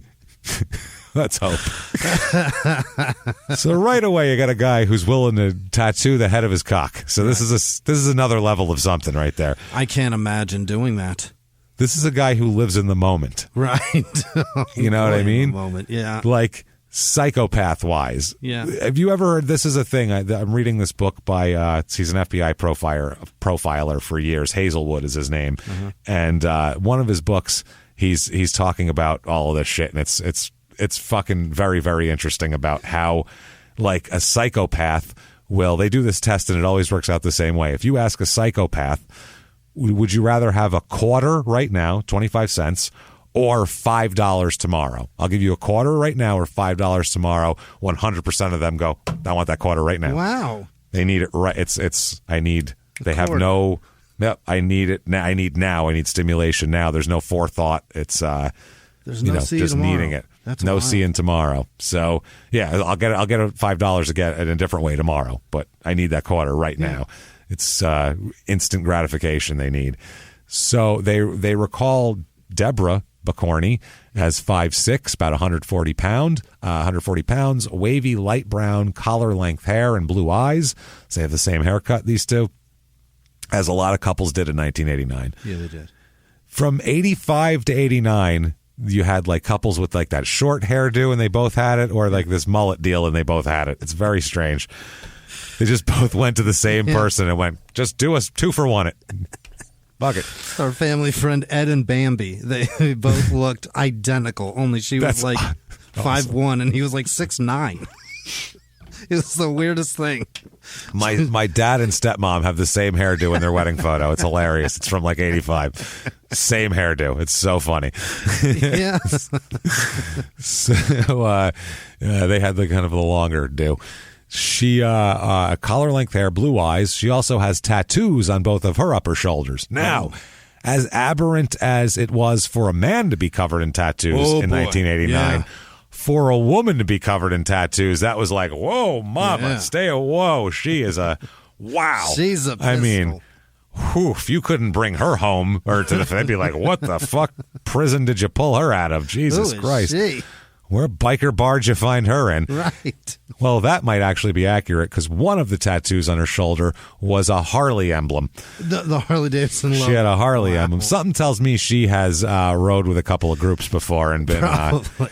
Something tells me she's been a mama. Let's just put it that way. If you know what I mean. If you know that parlance. So, especially back then. And then the other shoulder had a teardrop. And in the center of that teardrop, it's a bigger teardrop. And in the middle of it, it reads Teardrop Randy. Oh. That's her husband's name, Randy. Yeah. I don't know if that means that. They call him Teardrop Randy? I guess so, because he's got a teardrop. It's right on his fucking face. You can't miss it. I guess so. And unless you're with a group of, life prisoners, that's probably you're one of the only people with a teardrop tattoo on your face. That is a wild couple. So, this couple is like, you don't fuck with that couple at all. They're crazy. They also found that they hear that they drive a silver blue 76 Ford van with a gray stripe with no windows on the driver's side. Okay. So they find out that it has Wisconsin license plates, and that they find out that the Bacorny's van matches the description pretty perfectly. Yeah. Except for the height, the general description of a burly tattooed man with longer hair fits the description of the fisherman throwing him over. He's doing a pretty good job nailing this. So it is, like we said, Randy is 35, Debbie Lynn is 34. Here's a picture of them I'll show you. Picture of them taking at a bar together. How old is he? That couple. Yeah. He's 36. Okay. He looks like the guy from Tombstone, the bad guy. He does. He does look like Curly, doesn't he? Curly Bill Brocious. He looks like Curly, and then she's the guy from Deadwood running the bar. What is that? What is that bar Al called? Swearingen. No, Al Swearingen. The guy Curly Bill Brocious is in Deadwood. He runs the competing bar. Cyrus. That's it. Yeah, Cy. Yeah, Cy. So, and she, in this picture, there's Budweiser cans all in front of him, and he's got a can, and she's got a cigarette in her hand, and you can see the tattoos on them both, and she's lovingly, like, head on his shoulder. You know, they're a party couple here. Shit, yeah. He is from Antigo, Antigo in northern Wisconsin. Okay. Northern Wisconsin. Yeah. Out there. Yeah. So way out there. They learn he's born there. He lived there pretty much his whole life. He has a bunch of relatives that still live there. They also, when they look into him, because they want to know who they're dealing with before they go get him, when they contact the sheriff's department back where he's from, it's the Langlade County Sheriff's Department, they find out that he has had 47 contacts with the sheriff's department. 40 in his hometown. 47. 47. Think about than that. Everyone that he's been alive. He's only 35 years old. Yeah, more than every year that he's been on this earth.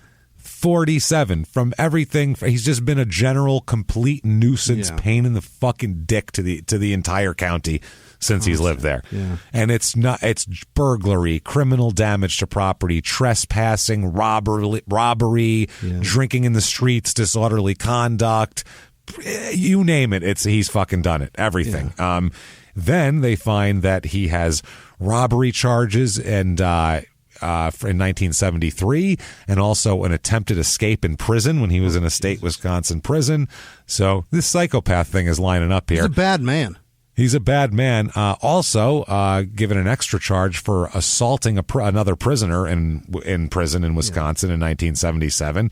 Then he's paroled in the early 80s and convicted for parole violations in 1983.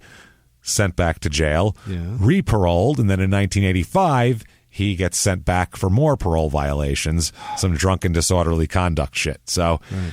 He's a fucking idiot that does not think before he acts at all. He just does. He's just one of those people. And on October 3rd, this is 3 days before Deborah Spicer would have met him in the bar.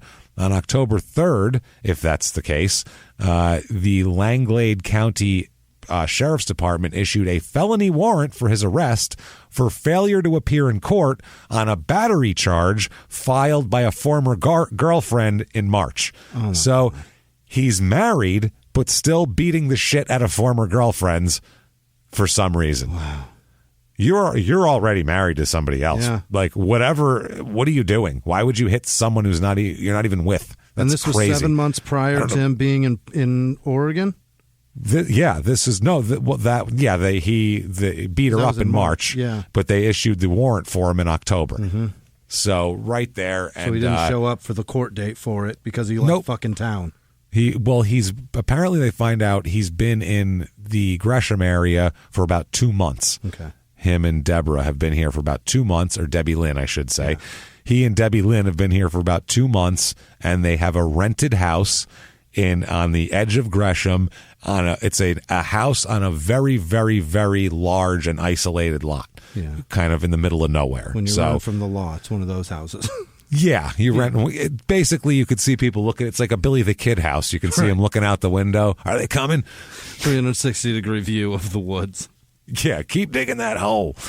I even found in 1975, he was in prison apparently, and he was actually called as a witness. He ratted on some guy who disabled the prison bus. Yeah. He observed the guy running, so McCorney said he was curious what was going on, so he went into the bathroom and confronted the guy, and he observed the guy covered in oil and with oil everywhere, and the guy said that, McCorney said the guy told him he pulled the oil plug for the prison bus, so they couldn't be taken to their work assignment that day, so they could have a day off. So that was the whole thing, and He said that he told Picorni that he was going to burn his jacket with all the oil all over it and all that sort of shit. So this guy ended up getting convicted of that. But he was in prison, like, trying to tell on people to get himself extra advantages and shit in 1975. This was going on. So he is an old pro, man. Yeah. This is nothing new here. They do a vehicle search for him. They found out he purchased the 1976 Ford van from a Antigua resident in 1988. So the year before, he just got the van. They, according to this sergeant, he said that he served numerous stints in the Wisconsin prison system for sentences that total about 10 years, all these different sentences. So he's been in prison a third of his life, essentially. And Deborah Picorni, though, Debbie Lynn, has no criminal record with that county. Okay. But they don't think she's from there either, so that's the difference. As we'll find out, she's not. They said that they think they met on the West Coast, this couple, at some point. So they think she's from out there, but they can't say where. Now, Deborah Picorni, Debbie Lynn, has a history of violence, especially when she's been drinking, apparently. That's when she really breaks it out. She's been married 5 times. Hell yeah. By 34, which is a good sign. She has, this is fucking amazing. She has fired a rifle at her first husband, causing the end of that marriage. Yeah. Hit or miss, this is over. Missed him, but shot a rifle at him, Either so that'll end it. Actually did shoot her second husband with a handgun. Oh my God. Now think about the guy she's probably with. Yeah. It's 1989 and she's got a Harley logo tattooed on her shoulder. These are guys who come home shit-faced and beat the shit out of her and are like, fuck all my friends. That's the type of dudes that we're talking about. When there's gunplay involved, that's a panhandle. I have a headache. Yeah, that's what it is. You just keep a fucking 357 under your pillow. They hear that cock of the gun and they're like, "What? She's not feeling good tonight. All right then, I'm gonna go whack it to the Spice Channel. Very good." It's 89. They have to have the Spice Channel. I'm trying to think of what porn they had in 89 besides whether Playboy. It's scrambled or not, they're whacking to it. I'm going to go watch Cinemax and see if there's a Shannon Tweed movie on about 2 o'clock in the morning. Gunplay twice. In the first 2 marriages. She realized the rifle was too hard to wield and she needed the handgun to more accuracy, and she shot him. She hit him this time. Her third husband, this is awesome. Her third husband, she attacked with a hammer. That's how that relationship ended. Jesus Christ. Attacked him with a hammer. Oh, my. I'm not positive how her fourth marriage ended, but I'm sure it was with a weapon. In some sort of weapon, but it's not documented. Okay. But she's also stabbed Randy Picorni twice as well. And he just won't leave. Wow. He's the only one tough enough where he's like, "You just stabbed me, you son of a bitch. I'm going to make you tattoo something on me." Now, that's your penance. Quick, rub some ink in that. We'll make that wound a new tattoo. Yeah, it's going to be something. I'm going to call it love. So these two are... My. If you've ever heard a couple that you'd say these two deserve and belong together, it's these two. You know what I mean? But the weird part is there's no record of violence from Randy to Debbie Lynn, but she stabbed him twice, which is weird because he's had tons of violence in his background besides that. It's just very strange. The whole thing's crazy. Stabbed him twice. So, just fired a rifle, shot her second husband, attacked her third with a hammer. Fourth husband ran off before she could hit him. Apparently, ran away while she had a cartoon mallet over her head trying to bash him. And then stabbed Randy twice. But she doesn't have a criminal record for this because all these spouses, even though the cops were called because there was gunplay, none of them pressed charges. They wouldn't press charges against her. So they ended up not filing charges against her because back then you could shoot your husband and he could just go, "No, it's okay." And they'd be like, "Well, I called her a bitch. I guess that's that. He said he cheated on her, so I mean..." He fucked one of the waitresses from the bar. She had no choice. And then they leave. Back then, the C word was the worst thing you could call a woman. And I'm sure that word was probably strewn about with her, and she fired rounds for it. Well, I mean, I think she showed exactly how offensive it was to her. I would say. Either that or it was strewn about after those events, and she earned it. She did earn it. And then, oh, by the way, she's known to carry a knife and threatens to cut anyone who even talks to Randy, basically. So, and anyone who, quote, will come between her and her husband, she threatened to cut. And recently, she slapped a woman and attacked her with a knife for being near Randy in a way that she didn't feel like for saying, was really Randy. what she wanted. What'd you say? Yep, slap, and then she needed to slap while she got her knife out. Right. She needed, it took a second to get the knife out, so she needed to get that going. Apparently, they left Wisconsin about 2 months ago. They were there together for a little while, at least. So, what the fuck happened? I mean, good God. After they left the bar, they apparently left together. They were seen leaving together. Debbie Lynn, Deborah Spicer, and Randy Brockney. Bocorny. Brockney. Yeah. Bocorny is his name. It's all the letters. It's fine. It's all in there somewhere. They leave in his van, and they stop at a store to buy more beer as well. They leave the bar at 2:30 a.m., and they're buying more beer. They've apparently, Randy and Debbie Lynn have been drinking all day. Yeah. This is just a nonstop 24-hour party. They also stopped briefly at Debbie's relative's house, like we said, or I'm sorry, Deborah Spicer's relative's house before then going to the Bocorny residence. Hell yeah. So this is the weird part, okay?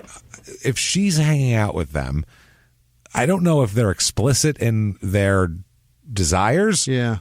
Or if she thought it sounded fun at the bar when she had some drinks, and then an hour later when you're feeling kind of, you're less hammered and you're like, maybe this isn't exactly what I sober up. Or you get so drunk you're tired. Like there's a lot of... Yeah. Or if because I can't say they took her and they're forcing her because she went to her relative's house where there were several of her relatives there where she could have just went inside and said, I'm not leaving. Yeah. Call the cops. These people are... Or also, they also said she didn't seem under duress at all. She came in and out freely, and everybody was friendly. So it doesn't seem like she was being held. If someone's being held against their will, you don't stop at their cousin's house. Yeah. You know what I'm saying? Yeah. Oh, you just want to stop at your cousin's house? No problem. And then you're kidnapped, though, after that. Now you're ours. There's nowhere else to go. So at this point, when they're at the residence, everything has to be voluntary. It has to be, or at least not whatever the word is. There has to be. It's on the up and up. It's all on the up and up. It's people are hanging out. Right. So now he says they went there. Randy's story, when they talked to him, is that he assisted Debbie Lynn in disposing of Deborah Spicer's body, but he didn't have anything to do with killing her. That's a hell of a story. I don't know shit about that. She's crazy.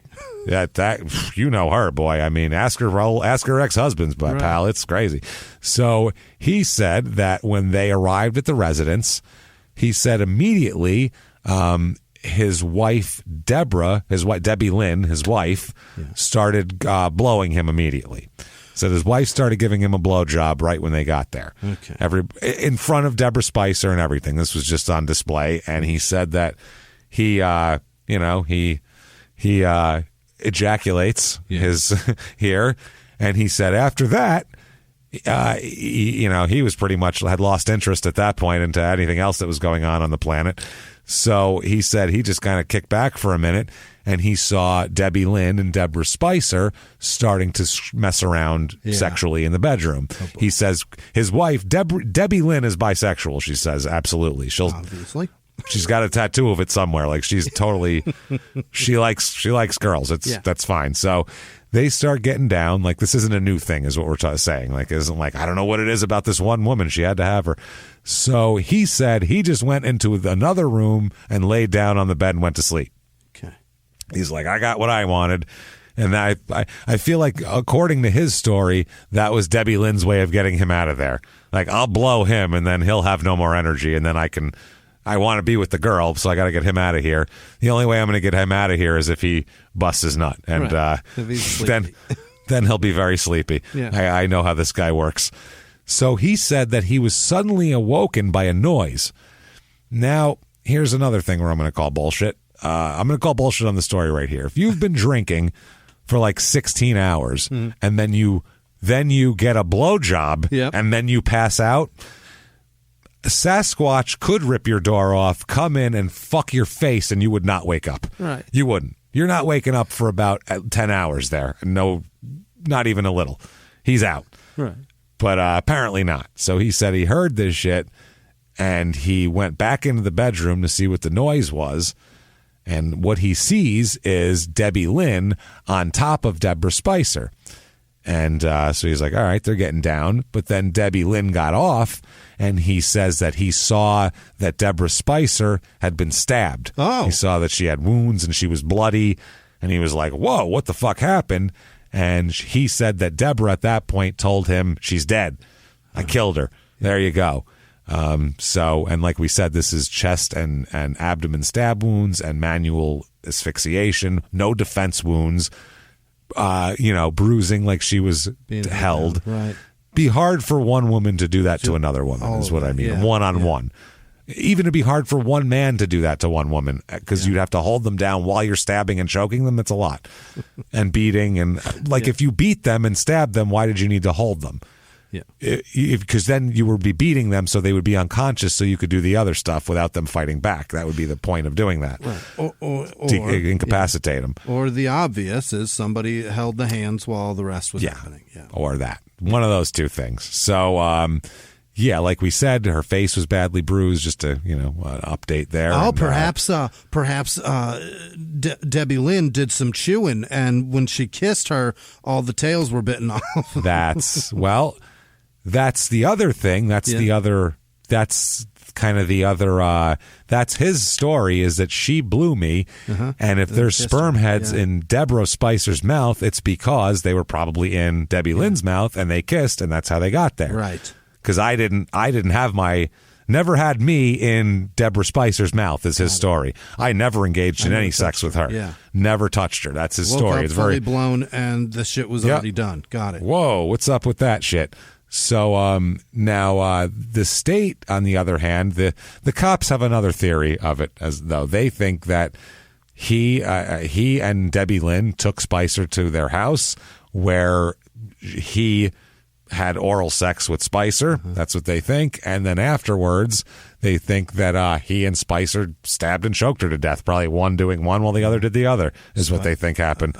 Debbie Lynn maybe got a little jealous. Yeah, either that or this was some sort of that's how they get off. Gross. I'll choke, you stab, and that's how they get off together. They're like a sexual sadist team, which is pretty fucking rare. That doesn't happen often. A man-woman sexual sadist team together. That would be people dangerous. Oh, it's the most dangerous thing ever, because you have a woman that can reel in other women and make this guy look safer. Right. Luckily, though, this Debbie Lynn would give anybody pause based on her psychotic behavior, her demeanor. Yeah. Her look in 1989, all that shit would give everybody ooh. Debbiness.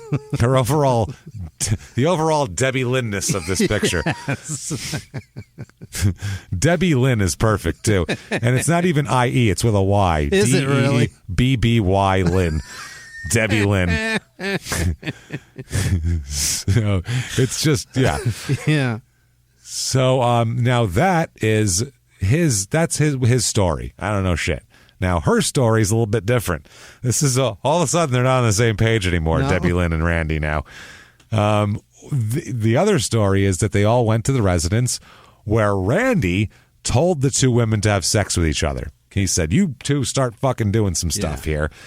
And then he left the room and then joined later on and, got into the stuff. And that his story is obviously I left, I came back, and she'd been strangled. She'd been stabbed. He says, though, when he came back, the stab wounds, she was alive still. The stab wounds weren't fatal, but she was, she had lost a lot of blood and was weak to be choked, basically. She was easy to be choked because she was weak. And, so they think that the police think that's a possibility, and then they put her in the van. They threw her over the embankment. Obviously, we knows that.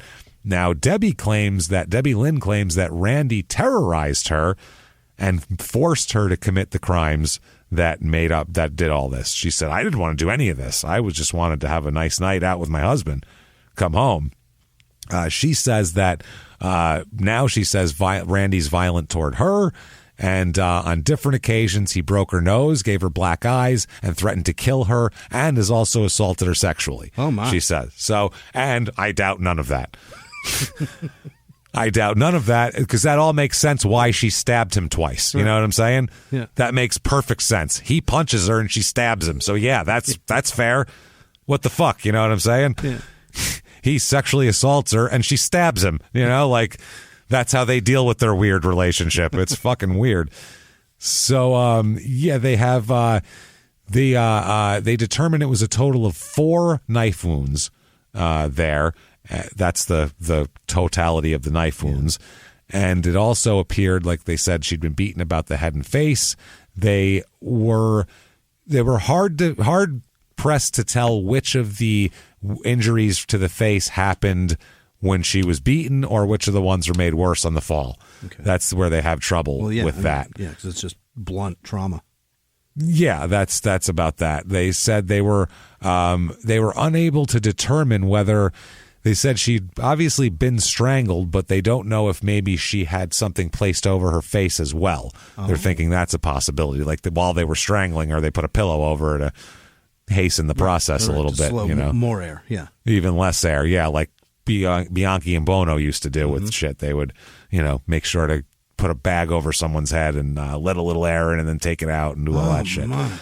Horrible. So, they said that in the end, the cause of death was strangulation is what they decided, not the stab wounds. Even though the stab wounds would have been fatal, they choked her before she bled to death. Got it. Very nice. So that's nice, too. Let's stab her before we choke her to death. Why don't we? So they're looking, when they were looking for the suspects, now they're looking for Debbie and Randy, essentially. They can't find them. They're on the lam. Well, yeah. They go looking for them, and they're not there, right? So one of Deborah Spicer's relatives says, quote, Deborah was no saint, but she was not a bad girl. That person had to be crazy to do what he did. What kind of person would do that? Kill somebody just because she didn't want to do what they wanted her to do, and toss her off without clothes on off a cliff. I don't care what that man was. I want him caught. No, I want him dead. I believe in capital punishment. He took her life, and no matter what she was, she didn't deserve to die like that or in any other way either. Not wrong. Yeah, that's all fair. So while they search, they go to their house. That's now, they expect them not to be there, and they're not. Yeah. Debbie, Lynn, and Randy. It's a small, isolated rental house, huge lot in Gresham, and they end up searching the house here. It's a multi-jurisdictional law enforcement thing. It's all hands on deck, basically. No one's home. And they feel like they probably took off right from the riverbank, right when they threw the body off. They probably jetted and got the fuck out of there. There's so many people down there. We got to go. Yeah, they really did. But they were let inside by the owner, and they went through the house room by room for evidence. And they had time, so they just really did it up. They said there was they took anything that was things that might have been weapons, also looking for trace evidence because they believe she'd at least been wounded here. They just didn't know whether she had been killed here or not. They end up finding they're looking for fingerprints. They're looking for maybe a piece of her clothes, something that could be identified. In one of the bedrooms, they find traces of blood. Okay. That's a start. They also note that a large section of green carpet had been cut away from the rest of the carpet, just gone. Just a section of carpet cut away, which is very suspicious. Very, yeah. Most people don't just cut a huge swath of carpet out of their floor. It's not normal. So there's chunks of carpet missing. Yeah, they were wondering whether or not, this had anything to do with the death, obviously. Probably. They thought it did, you think. They also examined the areas around the cut section looking for traces of blood. Then they get down on their hands and knees searching the floor, getting under the bed, all of this shit, and they find the exact thing they're looking for. That fucking earring. There it is. A tiny turquoise earring. God damn it. Found under the bed. They find it in the carpet under the bed. That definitely links the two together. Oh, boy, does it. Yeah. Puts her in the living room, and they love having that evidence there. So now it's at this point they know they're suspects for sure, right? And they need to find them. The FBI gets involved at this point to find them. It's the whole country. They're looking for these people because they're fucking dangerous. Oh, boy, yeah. If they'll do this, who knows what kind of a trail they're going to leave to wherever they're going. Especially if they enjoyed this. Yeah. They might go, let's do this again tomorrow. I mean, fuck, this is a thing. So they talked to a bunch of people in their hometown in Wisconsin to find out if anybody knew them. They did find out that they have fled Oregon, and they believe they're headed toward Wisconsin. They found from on several contacts with relatives and friends of theirs that they have been in contact since they left Oregon. They've said, hey, we're on our way back to Wisconsin. Right. Dear so Steve they know. Avery, please put us up. Please, do you have any room on your car lot? Could I sleep in the back of a 4Runner? What do you say? RAV4. It was a RAV4. It was a RAV4, yeah. So they get arrest warrants for him, the whole deal. And they end up kind of narrowing down where they were and finding them in where is it? Green Bay, Wisconsin. That's where they find them. Yeah. Green Bay on October 26, 1989. They're at the Titletown Motel. So you know it's Green Bay. Yeah. The Titletown Motel. Thursday, October 26th, a police officer in Green Bay spotted a van that fit the description of the Bicornis. Yeah. So it was parked in a motel parking lot on the west side of town. They checked the license plate, and it's registered to Randy Bicorni. Yeah. Beautiful. So they call for backup and, kind of try to surround the place, basically. Yeah. They casually talk to the desk clerk, and they learned that they've been there since October 15th. Yep. So it took a few days, and they're registered under the name Deborah Bicorni. Yep. And they're down at Lombardi's having a Green Bay championship breakfast. They're having a cheese head on a plate. She told the cops the desk clerk said that Bicorni was very friendly, and so friendly that, in fact, she got a job as a waitress at the motel restaurant when she got here. Literally, she's working over here. Employee of the week down at Lombardi's. She is. Literally, like, she's great. We love Debbie. Like, jeez. Debbie Lynn's the shit. It's fucking wild. She said that she knows that she got a job there, and also Deborah's husband, Teardrop Randy, got a job somewhere in town too. So I don't know. They're doing great. So, he said, but as a matter, they put their life back together in a week. In a week, they kill a woman, drive across the country, and they both have jobs in a week. White privilege. And Jesus, and he even said, "You said that like you were saying, like you were hiling somebody." By the way, white privilege. That's what you said, like white privilege. Yeah, that's right. That's how you said it. White privilege. That's really weird. That was a very strange way to say that. Is what I'm getting like an exclamation point on the strange end of tone on white privilege. It. Yeah, like that just happened. You're happy it happened, and you're like, yeah, white privilege. That's right. Can I have an amen? White privilege. Amen. I know that's not how you meant to put it. It was really fucking hilarious to hear it sound like that. I'll take it. So, anyway, the clerk also says, as luck would have it, boy, you fellas are sure in luck. They're both in the restaurant as we speak right now. If you want to just they're over there, head on over there. You could probably talk to both of them. So they do. It's 4:45 p.m. at the Titletown Motel in Green Bay. Wow. And they're arrested without any incident. They don't. He doesn't like tip one of the diner tables up in front of him like a guard and start throwing fucking ketchup bottles at the guy or anything. They just give it up. She's in I'm sure, an embarrassing waitress uniform while she's taken to prison, which isn't good. No.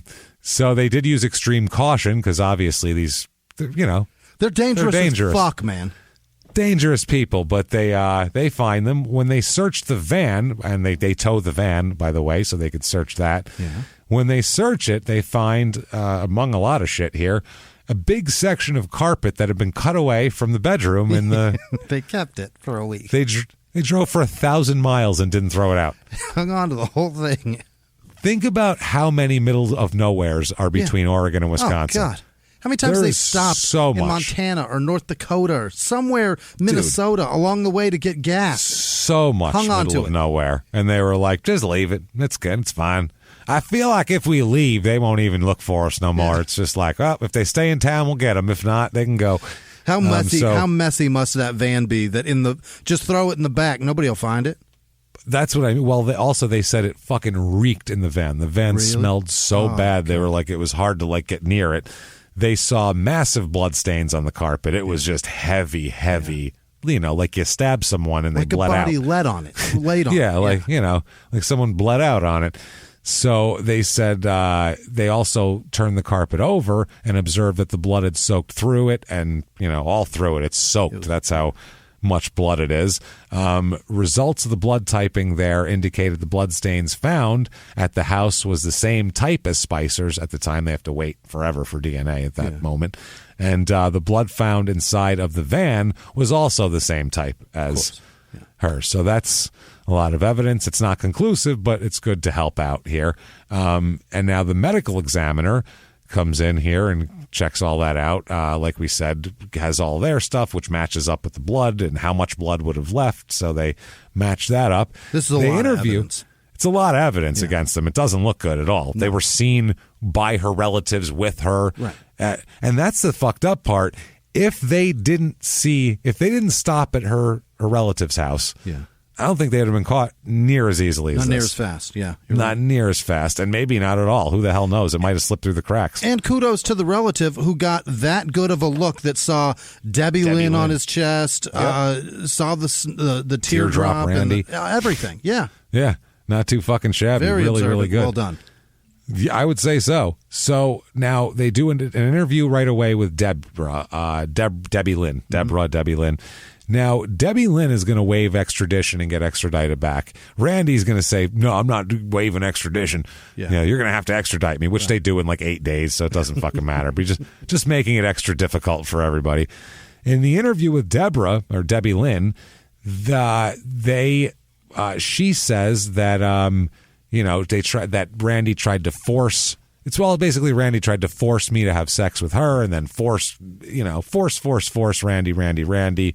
All Randy. All I did was go along with the plot, and we'll give you a more detailed one in a second here. The charges are, aggravated felony murder, attempted first-degree sexual abuse is the aggravator there, aggravated murder / concealment, and it's aggravated first-degree sexual abuse there, felony murder, first-degree sodomy, aggravated felony murder, aggravated murder and concealment again, all sorts of shit, intentional murder, any kind of murder they can fucking charge them with. Not to mention the death penalty is on the table here, and they want the death. They're going for it for both of them. Yeah. They're like, we'll kill them both over this shit. It's Oregon. Just for the littering, they'll give you the death penalty. Yeah, they don't care about any of that shit. You're done. So they're working on that, and these are the type of people. These are the type of. I was just reading that they said that Hazelwood book, the profiler guy, and he was talking about how and he's like a real stiff FBI guy. You know what I mean? Like real old school. He's a real a real square. You know what I mean? Gritty, pays attention to numbers and facts. He's a guy that you would think would be a death penalty guy just because he's so square. And he was discussing how he doesn't think the death penalty. He goes, I mean, if people decide as a society that that's the revenge they want to take, fine. But if they actually think they're preventing this type of murder, because these are the people that when you think of death penalty, this is who you want to give it to. Right. Somebody, a rapist, murderer, someone who does this to children, people who do torture things, stuff like that.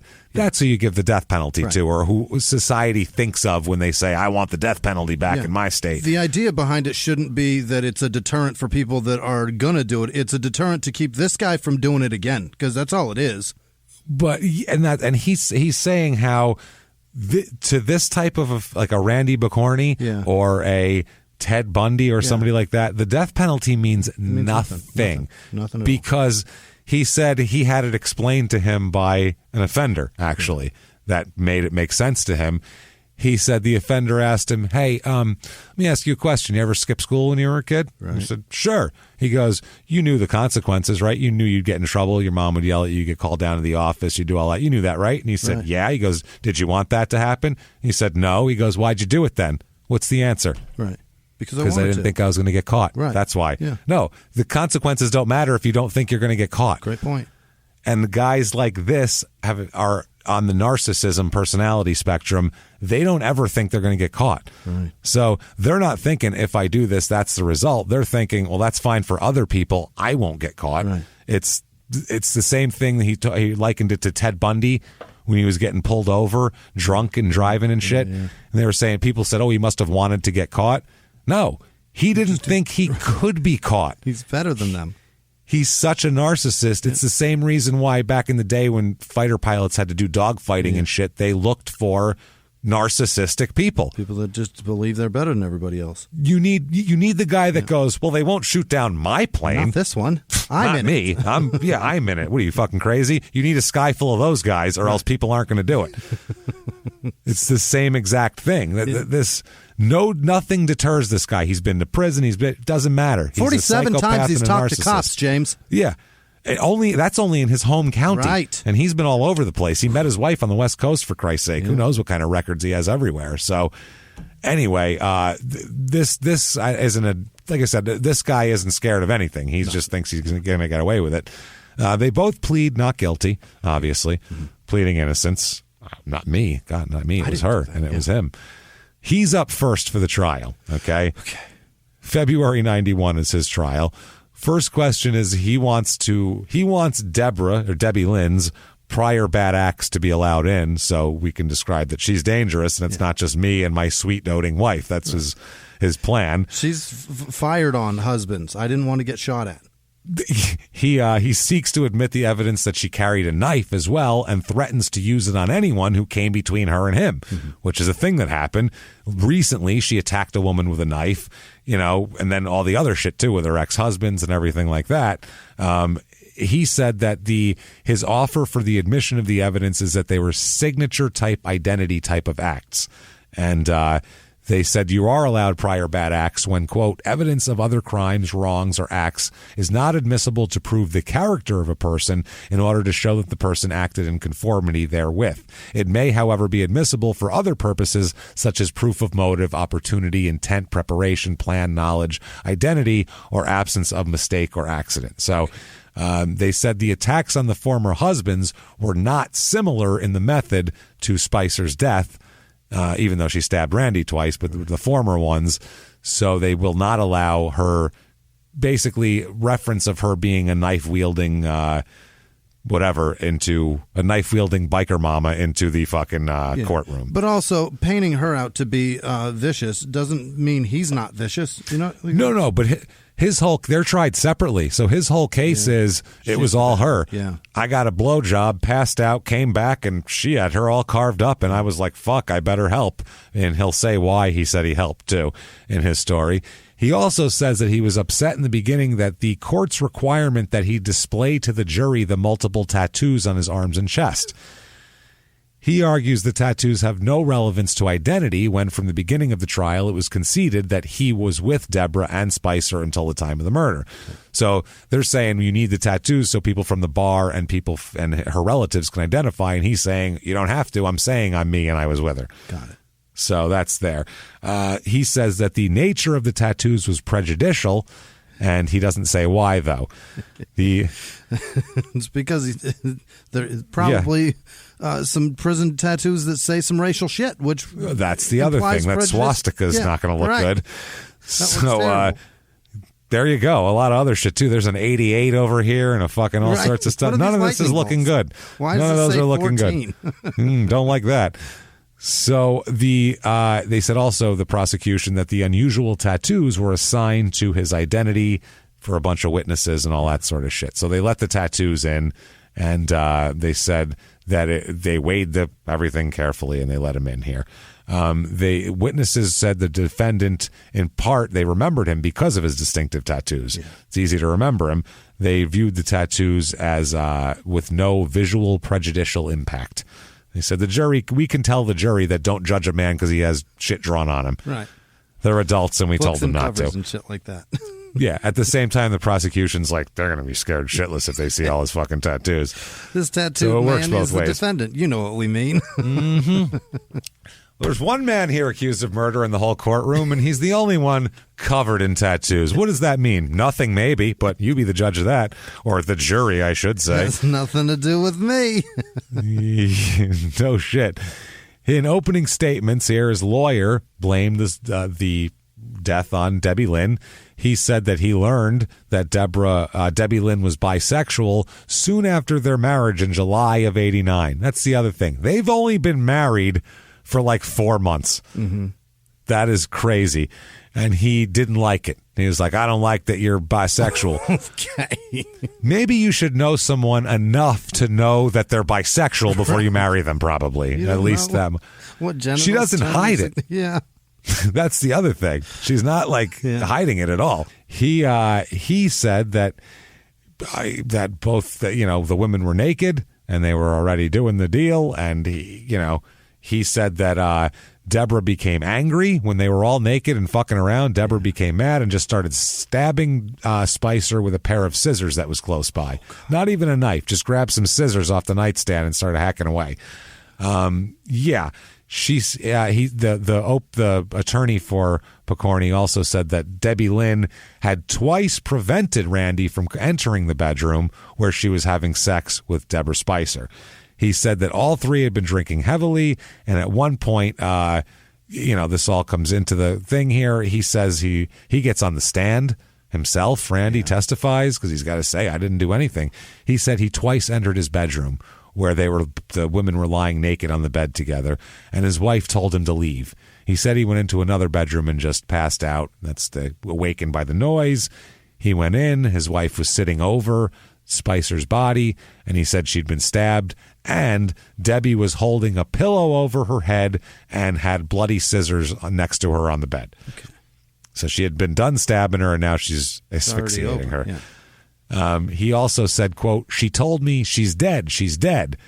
He said that he then threatened to leave his wife. He said, I'm getting out of here. And she said at that point, if you leave, I'm going to call the cops and blame it on you. Yeah. That's his story. He said, oh, no. He said he wanted to leave immediately, but he didn't because he said he knew that the police would accuse him of the murder because of his extensive record. Right. They'd look at those two and be like, well, it's obviously him. He said that his wife had threatened to shoot him if he tried to interfere with her bisexual adventures, as he called it. Quote, bisexual adventures. Shoot him. He was so scared of her. I mean, gosh golly gee. I mean, this is a man who's been in prison and got a teardrop. Are you kidding me? The fuck out of here. He said he believed her because she had once shot a previous husband and shot at another one. And even though he objected to her bisexuality or her, at least the activities associated with it, he had, quote, learned to live with it. Yeah. I've accepted it because it's part of my life now. Nothing I can do about it now. During cross-examination, the DA is obviously going to light this guy up. He said, quote, isn't the real reason you never left your wife was because you were afraid she would tell the police in your involvement in beating, sodomizing, and killing Miss Spicer? And he said, quote, no, Mr. Horner, because I didn't do it. Earnest as can be. Threw a mister in there. Yep. They said, Mr. Horner, no, sir. Surprised he didn't use sir. They said that, she made phone calls to her boyfriend from their house and asked for help.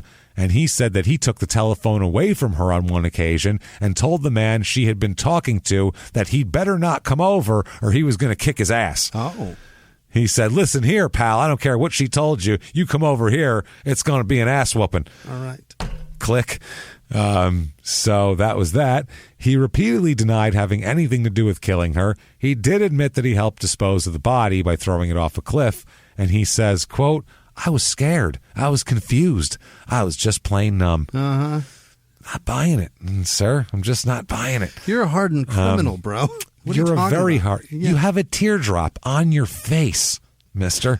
In 1989. And you're just a pawn in this whole game? Hulk, his wife, just a real scary lady, which she is, but he's the one who's not scared of her because he's He's worse. So they blame it. He blames it on his wife. His attorney said that called Debbie Lynn, quote, a mean, volatile, vicious person who goes off the handle and loses all control. I don't disagree. Probably. Yeah. Maybe. But again, he said that Debbie Lynn, who had previously been married and gave the whole thing, this is when they argued about whether it would be let in or not. They do let in the stabbed Randy twice thing because apparently that's reasonable. Yeah, that's pretty funny. So the next thing that they bring in is an expert witness. He's going to complain later that his defense allowed the prosecution to do this. They bring in one of the witnesses. It's an expert to provide testimony on behalf of the state, and they say later on that it exceeded the scope of the testimony is what they're trying to say here. During the state's case, the state criminologist testified using the Christmas tree stain method. That's what he calls it. That's a quote, Christmas tree stain method.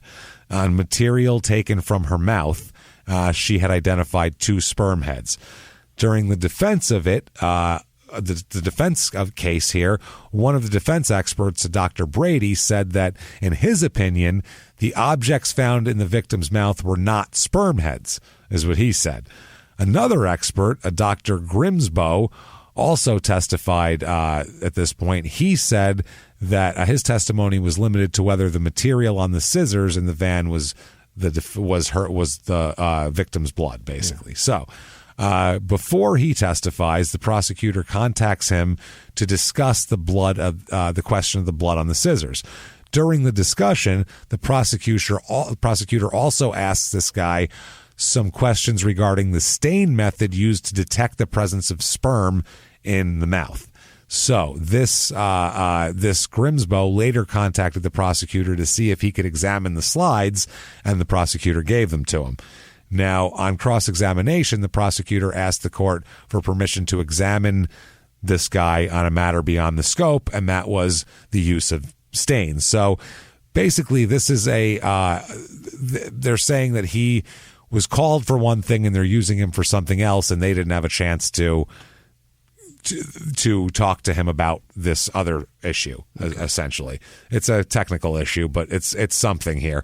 Now, the prosecutor said that in order to rebut the testimony, he needs to call this guy to testify and say that he looked at the slides. But then they're saying it's a fucking mess essentially here. He testified. He discussed the issue of longevity of sperm with the defense team, and later received a phone call from the defense counsel stating that the defense would like to question him only about the blood on the scissors. He told the court, this is the Grimsbow guy, that the defense counsel also informed him that the defense could not tell him to not to talk to the prosecution. So you can talk to both here. He also, the court also asked him whether he had ever discussed the matter of the stain method and the identification of sperm heads with the defense, and he stated he had not. The defense counsel moved to exclude this doctor from testifying, and they don't exclude it, basically. The defense counsel testified that he had told the defense team if he were asked, this is the Grimsbow guy, if he were asked, he would express an opinion on those 2 subjects in the slide that they were, in fact, sperm heads. So nobody can agree on shit with the sperm heads. And at this point, I don't think it fucking matters, essentially, here. He said during closing argument, the prosecutor argued that the defendant's own expert, Dr. Grimsbow, told you that test is a valid test for sperm with a sperm tail or without. He testified to that. So these poor jurors had to sit here and listen to days of testimony about technicalities of sperm heads and tails. Disgusting. Oh, man. Just awful. Just awful. I can't imagine just sitting around talking about sperm heads. Your eyes would glaze over. You would done just it for 2 hours. Jesus, I'd be like, shut the fuck up already. We're going to leave. The whole jury. We've decided we're leaving. So the jurors here, the verdict comes back, and they find him guilty of the sexual abuse, attempted sexual abuse, concealing in the commission, the crimes, the sodomy, the murder, all of it. Every bit of it, you name it, the whole deal. Sentencing comes around. Death is on the table, we said. And it's the same jury, too, that heard the whole case. Yep. And this jury, the sentences, they can give him the death sentence. They can give him life without. They can give him 30 to life, which would be parole after 30. Or they can give him 20 to life, which would be 20 as parole. Okay? That's his as a minimum. So and those are their options. Chance. It's not even... 20 is you'd be eligible for parole after 20, or eligible after 30, or not at all, or they'll kill him. Those are the 4 options. They choose to give him, you, sir, may fuck off the minimum 20 years before. How do you... The minimum. What? The minimum. They found him guilty and gave him the minimum, which makes no sense. If you think he did what they said he did, you don't give him the minimum. No. Maybe you don't give him the death penalty, but you give him life or at least 30. They bought that the wife was the one that did it. Yeah, I think it was so muddled that they were like, we can't convict him. We can't bang him like it was all him. Yeah, we need tails. She was, we need some tails. I can't make heads or tails of this. That's the problem. And there's an issue here. I need to make heads and tails of this, and this is a problem. Maybe they flipped a coin and everybody came up tails, and that's what. So it's not. I don't know, but they did it. So March 1991 is Debbie's trial. Debbie Lynn. Now Debbie Lynn here, obviously, she has the same exact, by the way, parameters if she's found guilty for that. Her story, obviously, is that he made me do it all. It's all his sick thing. He wanted to see me with another woman and then, kill her and all this shit. He says that, that Randy demanded that his wife and Spicer remove their clothes and engage in a sex act. He said, this is her attorney. He said, however, he eventually began choking Spicer because he feared that she would notify the police about all these forced sex acts. At one point, he said that, this is her lawyer, Debbie Lynn's lawyer, Debbie Lynn attempted to pull her husband off of the victim, but just couldn't do so because he's just too strong. He's so big. She would have shot him if she wanted him to stop doing something. Yeah. She's made men stop doing things her whole life. I don't believe, well, at least after a certain point, I think this is probably because she couldn't make some men stop doing things at some point in her life when she was younger. So she said, that shit ain't happening to me anymore. You fucking touch me when I don't want to be touched, I will cut you. Yeah. And that's how that develops, She got touched when she didn't want to get touched at some point, I feel like, when she was young. So anyway, I feel like neither her case and his case are both bullshit, and there's the truth is in the middle, where they both they fucked this girl like it was some sort of fucking circus event, and then they fucking killed her so she wouldn't tell, and then they dumped her over a cliff together. That's what I believe, but that's just me. They likely did it against her will, and that's together. Rape is punished a lot harsher than public intoxication, and they didn't want that. That's I believe that together. So she said, though, I couldn't pull him off. Her attorney also characterized her as a battered woman who was afraid of her husband. She said she stabbed him. She stabbed the victim here, Deborah Spicer, only one time out of the 4. And that was only after being ordered to do so by her husband while they were all in bed. Still makes you culpable as fuck. Yeah, he also said that, this is the lawyer, that the one stab wound she inflicted was it was just a shallow wound, and that wound couldn't have caused Spicer's death. It was just she just kind of limp-wristed it, just kind of superficial. I did it. He also said that the other 3 stab wounds were inflicted by Randy, obviously, and they were deeper and more life-threatening and scarier, obviously, too. And they said after the stabbing, Debbie Lynn went into the living room, leaving Randy in the bedroom with Deborah Spicer. Yeah. And the attorney said, what happened after she left the room, she does not know. She has no knowledge of any of it. She testifies in her own defense as well. She said she is sexually attracted to women, but she did not have any sexual interest in Deborah Spicer. Okay. None at all. Yeah. She likes chicks, but not her. Not the hot ones. Not the pretty, smart ones. I don't like them.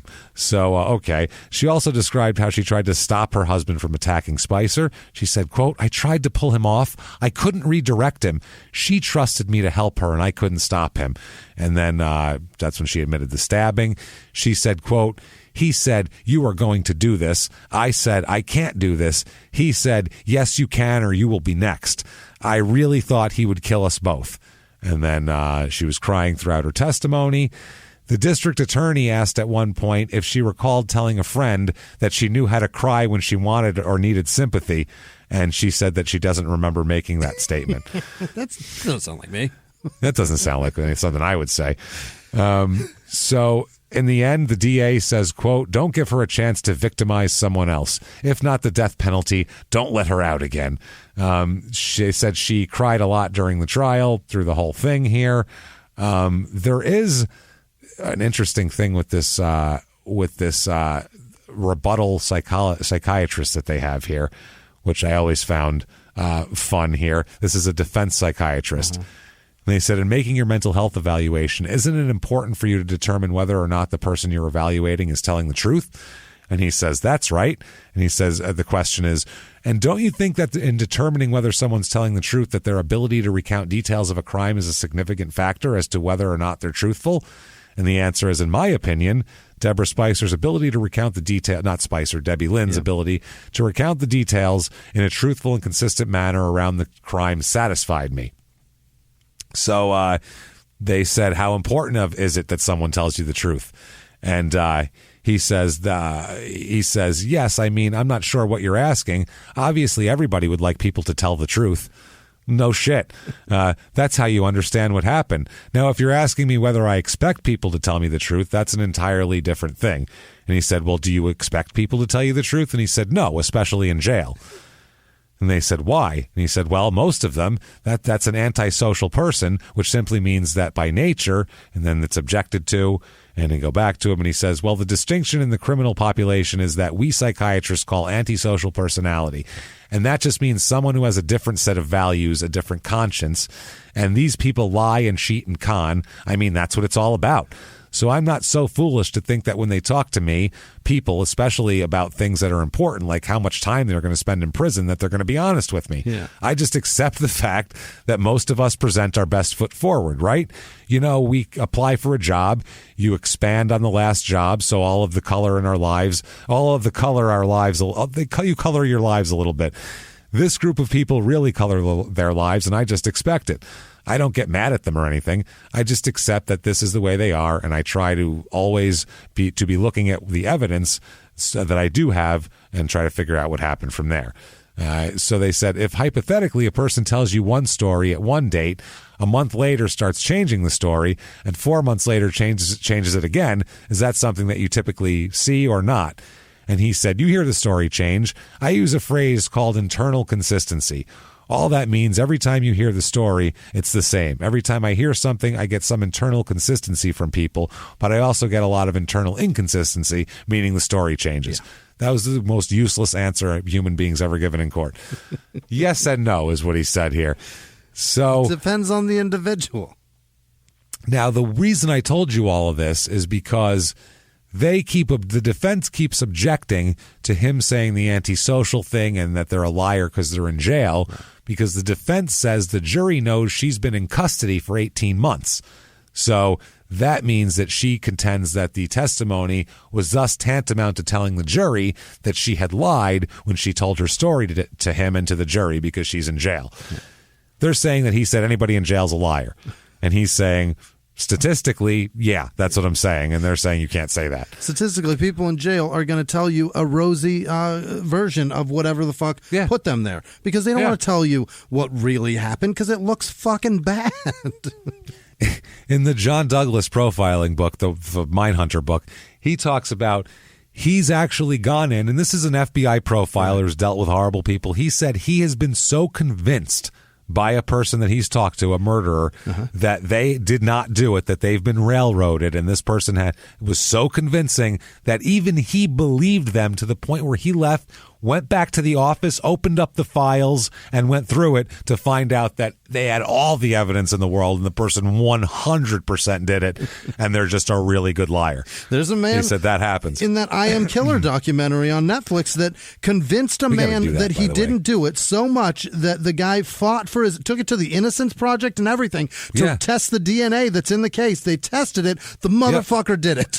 Yep, absolutely. We got to do that as a. He's like the worst of the worst. We got to do that as a bonus, by the way. What is that? We got to talk about that as a bonus episode. That's a one great of these days. fucking show. It's crazy. Anyway, the closing argument, the defense counsel says, quote, stripped, beaten, sexually abused, stabbed, and strangled. All those things occurred, but as I told you at the outset, we don't know which facts there you felt were more Randy's doing than Debbie Lynn's doing. You may have found her just an aider and abetter alone. That was sufficient to find her guilty of intentional murder and personally getting involved in the murder the way that she did. So he's saying, like, you might find this, but you shouldn't find that. The prosecution says the defense would point to Randy Bicorni, and I want to talk about, that in the first trial of Randy Bicorni, the jury in that case gave Randy Bicorni the minimum sentence. Yes, they did that. You can't speculate. You're going to have these judgment rolls, though, and on those judgment rolls, it's going to indicate the offenses he was found guilty of. In fact, he was found guilty of count 1, felony murder, the lesser included charge. You indicate you found the defendant guilty, and so basically saying once this all comes to fruition, you're going to have to decide her fate and all this type of shit. So they talk about you're going to have Randy Bicorni's record because you're going to have to judge yourself why they did come back, not a probability that he'd. Okay, yeah. So she's saying, look, Randy, they said they think he's going to be fine when he gets out. He got 20 years to life, whatever, but you don't think that she's more dangerous than him. Even if you believe him, you still know that he's more dangerous. Right. It's not her. So whatever he got, she should get the same or less, not more. Okay. That's all he's trying to put this as, if you do find her guilty, make sure it's the 20-year guilty. So they find her, you are just a verdict, guilty. Yeah. She's guilty of everything, obviously. I mean, no one's going to believe that these two are a team. Yeah. You know what I mean? Sure. No one. If Bonnie and Clyde broke up all of a sudden and everyone said, he made me do everything, they'd go, bullshit. We saw you taking a lot of joy in it. Sometimes men do drag the women along to do stuff like this. I feel like he found his soulmate, these two. That's what it feels like to me. Boy, oh boy, did he. He found himself with a vagina, is what he found. Yeah, he's like, this is amazing. Right. So sentencing comes along here, and like we said, he got 20 years minimum. They give her, you, ma'am, may fuck off life. Oh, actual life. Without? Holy shit. Or I don't know if it's life. Yeah, no, it's true life. Yeah. So I think it's 40 years then, true life, or whatever it is. But longer than him, put it that way. Way longer than him, which I don't agree with. No. He gets extra. Yeah. To me, it wouldn't have happened without him. No. He's the guy with the dick. Right. So this sexual shit, like it's him. So to me, she went along with it because she thought it was fun too, because she wanted to fuck around with this woman also. That's how I feel like it is. But James, he is the violence instigator. The only reason that he didn't get more was because the sperm didn't have tails. I truly believe that. I wouldn't doubt that. If there's a load anywhere on her, he's more culpable than she is. But I think that they believed it because he didn't get on her. I don't know. And that's why his story was, my wife blew me and then I left, because that way that would explain sperm heads in the other woman's mouth. Because then they started fucking around. Right. So that works out. But I think the sentences should be the other way around, if it's me. He gets the life, she gets 20 to life. Right. That's in my opinion anyway. Mm-hmm. So one extra thing we have to talk about is he has been batted around a few years ago, Randy Bicorni, as the possible suspect in another murder. Oh, no. By which I would not doubt that there's other bodies out there. That can't be the first time they did that. Yeah. That can't be. It seems like they just got sloppy and picked somebody who would be missed this time. Not just that, but also the disposal. Like. I don't think they counted on people seeing that. Not at all. That's the other thing. They definitely didn't count on that shit. And if they were 2 hours earlier, nobody would have saw them. Right. You know? Yeah. So there's internet detectives out there, as we know. And we're not talking Billy Jensen level of people who actually solve shit and find things and know how to do the work because they're journalists and they know how to like research things. Right. We're talking these are just people who are like, I found articles about murders and I try to blame people based on that, you know? Right. So, and I'm sure they solve something once in a while, but a lot of times they don't. And this is one of them. They're talking about his possible murder, participation in a murder from Wisconsin in June of 1973. Okay. This is a man named Joseph Cargill, who was 32 years old. He was found in a field next to a river. He'd been beaten about the head and face. Lying across his neck was a heavy tree limb. And there was another piece of driftwood with blood on it nearby and all this type of shit. So blood was found on the log. It was found on his clothes. He didn't have a car, this guy, and he walked everywhere. Mm-hmm. And they're saying that he used to go to bars and have a couple of beers and walk home. And they're saying this particular night, someone agreed to give him a ride home. Okay. And they're also saying that Randy Bicorni had been in this bar that same night. So they're putting those two together and saying that Randy Bicorni killed this guy. This guy is also rumored to be gay. But in 1973, in a small town in Wisconsin, that shit wasn't announced. But they said in the paper, he's never been known to date women. That means in 1973 in Wisconsin, that's a respectful way of saying he's gay. And, you know, God forbid, we don't want to, back then. So anyway, they said that he was given a lift, and they said that was about 2 a.m., and then it started raining at about 3 a.m., and when they found his body, it was dry underneath. So somewhere between 2 and 3, it rained. And they keep talking about these people were really trying to put Randy in that. They said, this one person says, my post does mention Randy Bicorni as being one of 2 suspects in this murder. They're talking about, the evidence seemed to be that Bicorni had gotten in a previous fight with someone else at that bar, because he wasn't from around there and all this type of shit. And that was at the same time that Cargill was there. And the other thing they mention is the fact that the vehicle that he was seen getting into was a silver van. Okay, that's pretty fine. But the problem is he didn't buy that van until 1989, and Ford didn't fucking make that van until 1976. It didn't even exist until 76, the van he had in 1989. But these people are like, oh my God, it's him. They got to attach van. Anything missing to him. I literally read that and went, well, that was 73. It's an 80. He bought it in 89. What the fuck are you talking about? Just Google it. Keep looking. How quickly? Done. Keep looking. Yeah, try to find it. I'm not saying that, but you were in the wrong place. So Randy, apparently, I found him in jail. He's still in prison. But he's in Wisconsin. What? He was transferred, apparently, into Wisconsin. It said, it's a weird thing. It says see jail records, and I can't find any jail records. Maybe he got transferred because his family's there, and they wanted to give him opportunity to be visits or something? That, or they were saying, well, fuck, let Wisconsin pay for him if they want him, because they wanted to try him on these other things that he had. Yeah. So maybe they tried him, and he said he can serve his sentence there, and you can have him for that, and we don't have to fucking pay for him. Because he just popped up in Oregon, killed someone, and left. They don't want him there. What if he got paroled on that and is now serving time for something else in Wisconsin? It would be hard because his commitment date here to it is 10/26/89. Oh, so that's when he was arrested. So it's still his original intake date. There's no outtake and then another intake date. So I'm not sure. And the book that I found some good quotes in, by the way, got to give credit where credit's due, obviously. Crime Scene, True Stories of Crime and Detection by Gary King is the name of it. And he has a shitload of books of all sorts of true crime stuff. Okay. But, a couple of quotes that were harder to find that I found in that book there. So what about that? Her? She's still there, huh? She's still in prison too. From what I found, I couldn't find her anywhere, but I would assume she's still in prison because it's been 30 years and she's not even eligible for parole for 40 years. So wow. That is that. That is Gresham, Oregon, and one fucking hell of a crazy tale. That's the threesome from hell right there. It's the only way to describe it. That's a mess. Yeesh. That's why you just stop trying to force your significant other to have threesomes. No shit. Well, he doesn't have to force her to do it. She's into it. Him. No, neither of them forced that. They forced the third. That's the problem. They both wanted it. I don't think the third was into it. I don't think so either. So don't force thirds to fuck you. How's that? You have each other to fuck. It's not like you're all by yourself. Be like, oh, she doesn't want to fuck. Let's just fuck each other, I guess. You don't even have to jerk off. Just fuck each other. Yeah. She's willing to blow you. He'll fuck you. What are we talking about here? I don't understand what they're doing. These people. I guess I don't have a sexually predatory mind, so I don't think our minds go to that. But someone whose mind goes to that probably would understand why the person did that. Clearly, you're just satisfied with whatever sex you have. You don't need to make it crazy to come. You're fine. Yeah, it's not criminal. I'll tell you that much. It's definitely not criminal.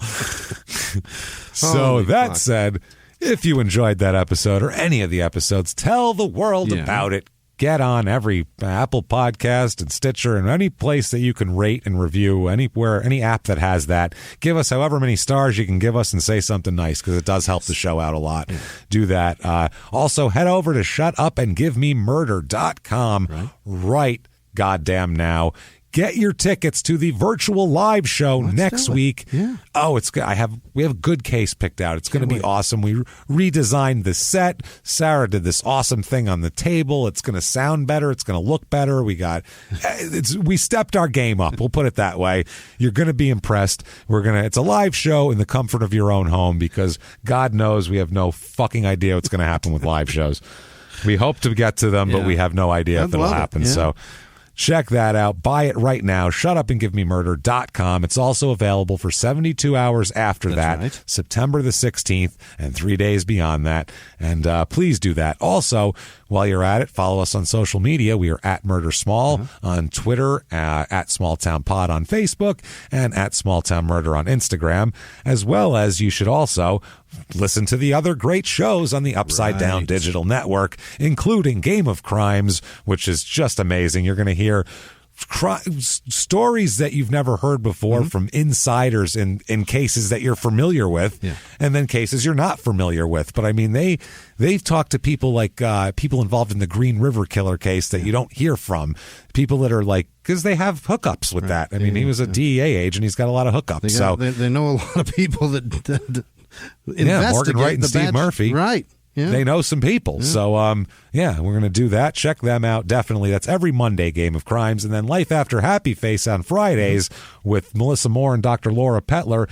And between the Dr. Laura Petler and the daughter of a serial killer, you really have those. That's going to be a unique take as well. Absolutely. So we are looking to bring you unique shows with unique voices, and we think we've done it here. So please check those out. Game of Crimes on Mondays, Life After Happy Face every Friday. And also, patreon.com/crime and sports. We have such good stuff this week. The ones that we put up a few days ago, the XFL for the Crime and Sports episode. We talk about, make fun of Vince McMahon and talk about a failed enterprise. I love defunct things. Especially when it's on their own doing. Like, they fucked that up. Oh, yeah. I love it so much. So you can check that out, the XFL, because anybody at the $5 or above level has access not only to the Small Town murder bonus, but the Crime and Sports bonuses and the whole back catalog and everything like that. And for Small Town Murders, it's that time of year again. We did a Love After Lockup season recap. So even if you haven't found it or you don't want to pay for it on Prime or you don't have Wii and you haven't seen it, it doesn't matter. We will take you through the season and it will be just as funny as if you watched it. Trust us. Check that out. You can get that and everything else at patreon.com/crime and sports. And also, you'll get a shout out here coming up in just a second because, God damn it, we appreciate you. You're a handsome gentleman yourself. And you're a handsome gentleman yourself, as Deontay says. And with that said, I think, PayPal too. You can get the shout out on PayPal as well using our email address, crimeandsports@gmail.com. That said, damn it, Jimmy. I need something good because that was a sad story about a poor young lady who had a rough ending. I need to hear a happy story about good people who never, ever, ever would throw our nude bodies off a cliffside and full view of many fishermen. Jimmy, hit me with those names right now. This week's executive producers are Haley Gavaldon, Lucas Stenzel, Anthony Renaro. I'm enjoying seeing the names of people that have been on this for a very long time, and then just now getting onto Patreon. It's fucking rad. Nancy Weaver, awesome. And of course Jordan Bennett. You guys, thank you so much for everything that you do for us. It's fucking staggering. Truly. It's wild, and we do appreciate it. Thank you. Other producers this week are Kia Morissette, Thomas Smith, Shida Perlman? I don't know. Shida Perlman? Yeah. Is that a person? Okay. I don't know. Rita Perlman? I don't know. It's Shida.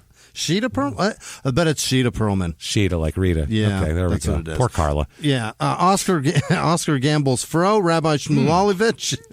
I love it. Peyton Meadows, Richard Bradley. Happy birthday, bud. Happy birthday. Frank, the South African birdwasher, Lori Wilson, Jennifer Visconti, Jake Jacob, and the Kenworth King. They're going down to help the people in Louisiana. That's fucking so cool to see how many people are doing that. Good for you.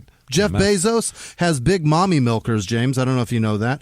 Jennifer Ward, Pixie De Leon, Gabrielle Moore is she listened to us while hiding in a bathtub as Ida tore apart her fucking town. Shit. Thank you very much, Gabrielle. Thanks. Appreciate Hope we could comfort you a little anyway. At least a little bit. Galen Harris, Hobbs Rentals, Haywood, you pinch me? All right. Margaret Tudhill, Tootle, Tuthel, I don't know. Tuttle?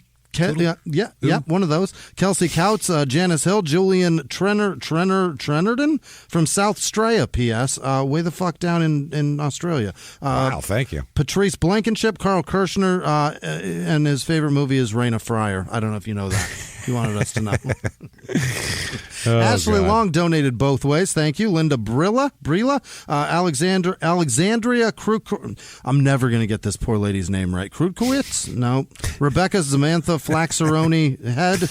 Charles Bird, Sarah Frank, Anthony Hoare, Jory Walker, Tyler Levinsky, Andrea Hubbard, Jeremy Cornelius, silver-haired middle-aged white man, Kelly Millican, Liz Bosworth, Sonny Marsden, Alex Pyle, Cooper Armstrong, Kirill Basil, Alec Martinek, Toffee Brown, Matthew Westwood, Christopher Routier, Jody Benishek, Kaylin Barnes, Melissa Chandler, Taco Whore. Taco Whore. It's just taco, but I'm going with whore forever now. Jeremy Baby and tacos. with Sizzle, Eric Borzon, what? Mystique Deegan, Brett Ross, Dennis Mulary, Tiff Ames, Corey Hale, Justin Dials, Jacob Skaggs, Brandon Footman, Joellen Wagner, Jody Marshall, Sarah Sellers, Cassidy Hoare, Peter Tremonte, Christopher F. Hoare, Kim Vega, Torrin Miller, Chris Stevens, Suzanne Sowers, Frank Gant, Luke Barker, Chanda Davis, Joshua McCullough, Jana Dodson, Bonnie J., Megan Benson, Katie Martin, Casey Baumrad, Chris Bowers, Becca Addison, Michael Donovan, Melissa Dowiash, Guth, nope, that's Ruth. Jemison, Susan Hoare, Catherine Simmons, Joshua Gavin, Ashley Lynn, Anthony Davis, Jasper McIntyre, Cameron Clark, Joey Kirby, Karina Wagner, yes, Jeremiah Klein, Perla Alamio, Melissa Hoare, Justine McNeil, Victoria, what is this? Core? Yes, Tersigny, Tal Tesser, April Moyer, Adrian Paredes, Brandon Buck, Jonas Boyle, Nick Warren, Bridget Manning, Josie Brittain, Greg Wilson, Joey, nope, that's just Joe, Boudreau, Matt Wells, Darius Mitchell, Matt Sanchez, Cassidy Burgeon, Angel John, and Rhonda Conlon, Richard Graffio, Cammie Hoare, Chloe Tallman, Brianne Bailey, Mason Cosette, Jell Wickham, Marcus Jimenez, Taylor Johnson, Patrick Coughlin, Serena Lee, Starla Hoare, Aslan Ridge, Kevin Marzal, David Hale, BJ Jezewski, Stephen Ross, Mike Atkinson, Aaron Squires, Taylor Moran, Nick Reed, Carissa Grandstrom, Michael Tho, Jeff Swank, Bryson Hoare, Bethany Brown, Rebecca Procure, Tyler Dewey, Sienna Radney, G.T. Stratton, Kayla Burnham, Matt Goker, Chelsea Gibson, Andrew Kirsten, Angela Porch, Scarlett Matthews, Aaron Hoare, Joe Betts, Doug Jones, Mark Lampieri, Michael Morgan, Justin Paraguay, Bo Hoare, Kristen, nope, that's Chris Poniecki, Lance Hoare, Bill Potter, Brian Smith, Haley Hoare, Andrew Smith, holding the fart. Are you happy now? Are you proud of yourself? Garrett Schlow, Rich Russell, Ike Stevens, James Debus, nope, that's Stephen Beavers. Maybe everybody's last name is Beavers. Drew Jacomet, Amanda Beavers, Tessa Byers, Stephen Picton, Mark Beavers, Victoria Beavers, and Adam Rhoda. What is this? Brody Pollard, Theory? Annie Wydra, Tara Bates, Daniel Kawamaki, Bultema, Alana Beavers, Chris Reedy, Daniel Osborne, Catherine Rice, Ryan Levitt, Riker Grimm, Christopher Volstecki, Haley Galvadon. She donated both ways. That's amazing. Wow, Nicole, thank you so much. Nicole King, Sarah Ferrando,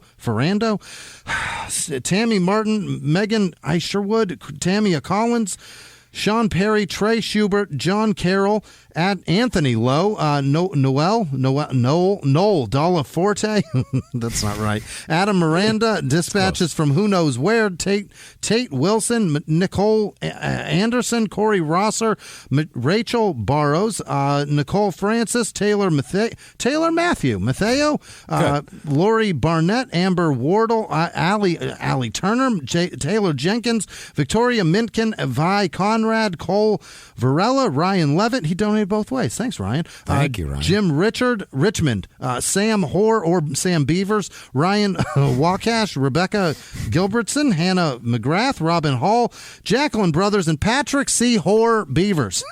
Thank you guys so much. Thank you so much, everybody.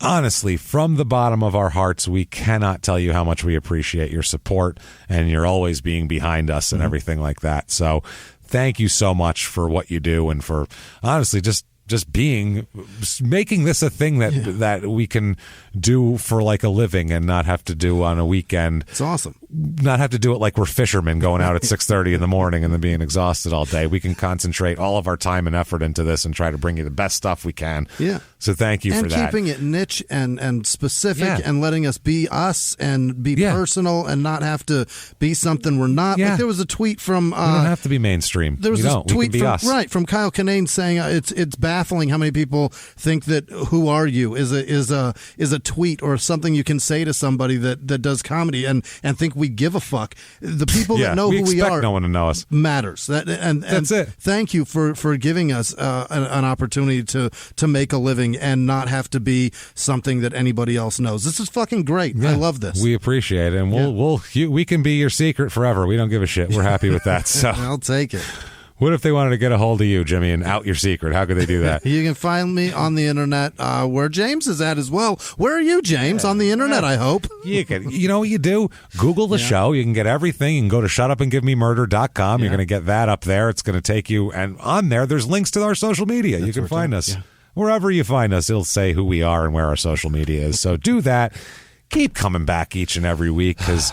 the stories are only going to get crazier. Next week, I think we're going to do one that is different than anyone we've ever done before. Oh, great. And Jimmy will shit his fucking pantaloons over there next to me, and I can't wait to see it. I've pushed all the other fluids out of my body in the past. I may as well. It's the only one I haven't yet. Oh, my goodness. That said, everybody, until next week, it's been our pleasure. Bye.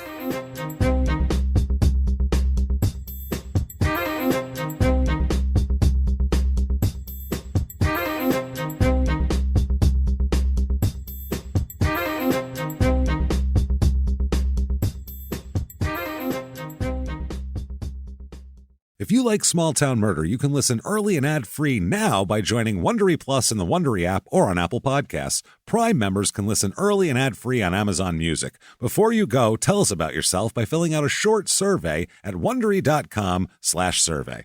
Big news! Wayfair's President's Day clearance is on now. And these are big deals, like Wayfair's best deals since Black Friday. Right now through February 18th, you can score up to 70% off everything home at Wayfair. Did we mention there's free and easy delivery straight to your door?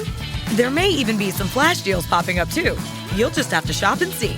So don't wait. Shop Wayfair's President's Day clearance today through February 18th at wayfair.com. Wayfair, every style, every home.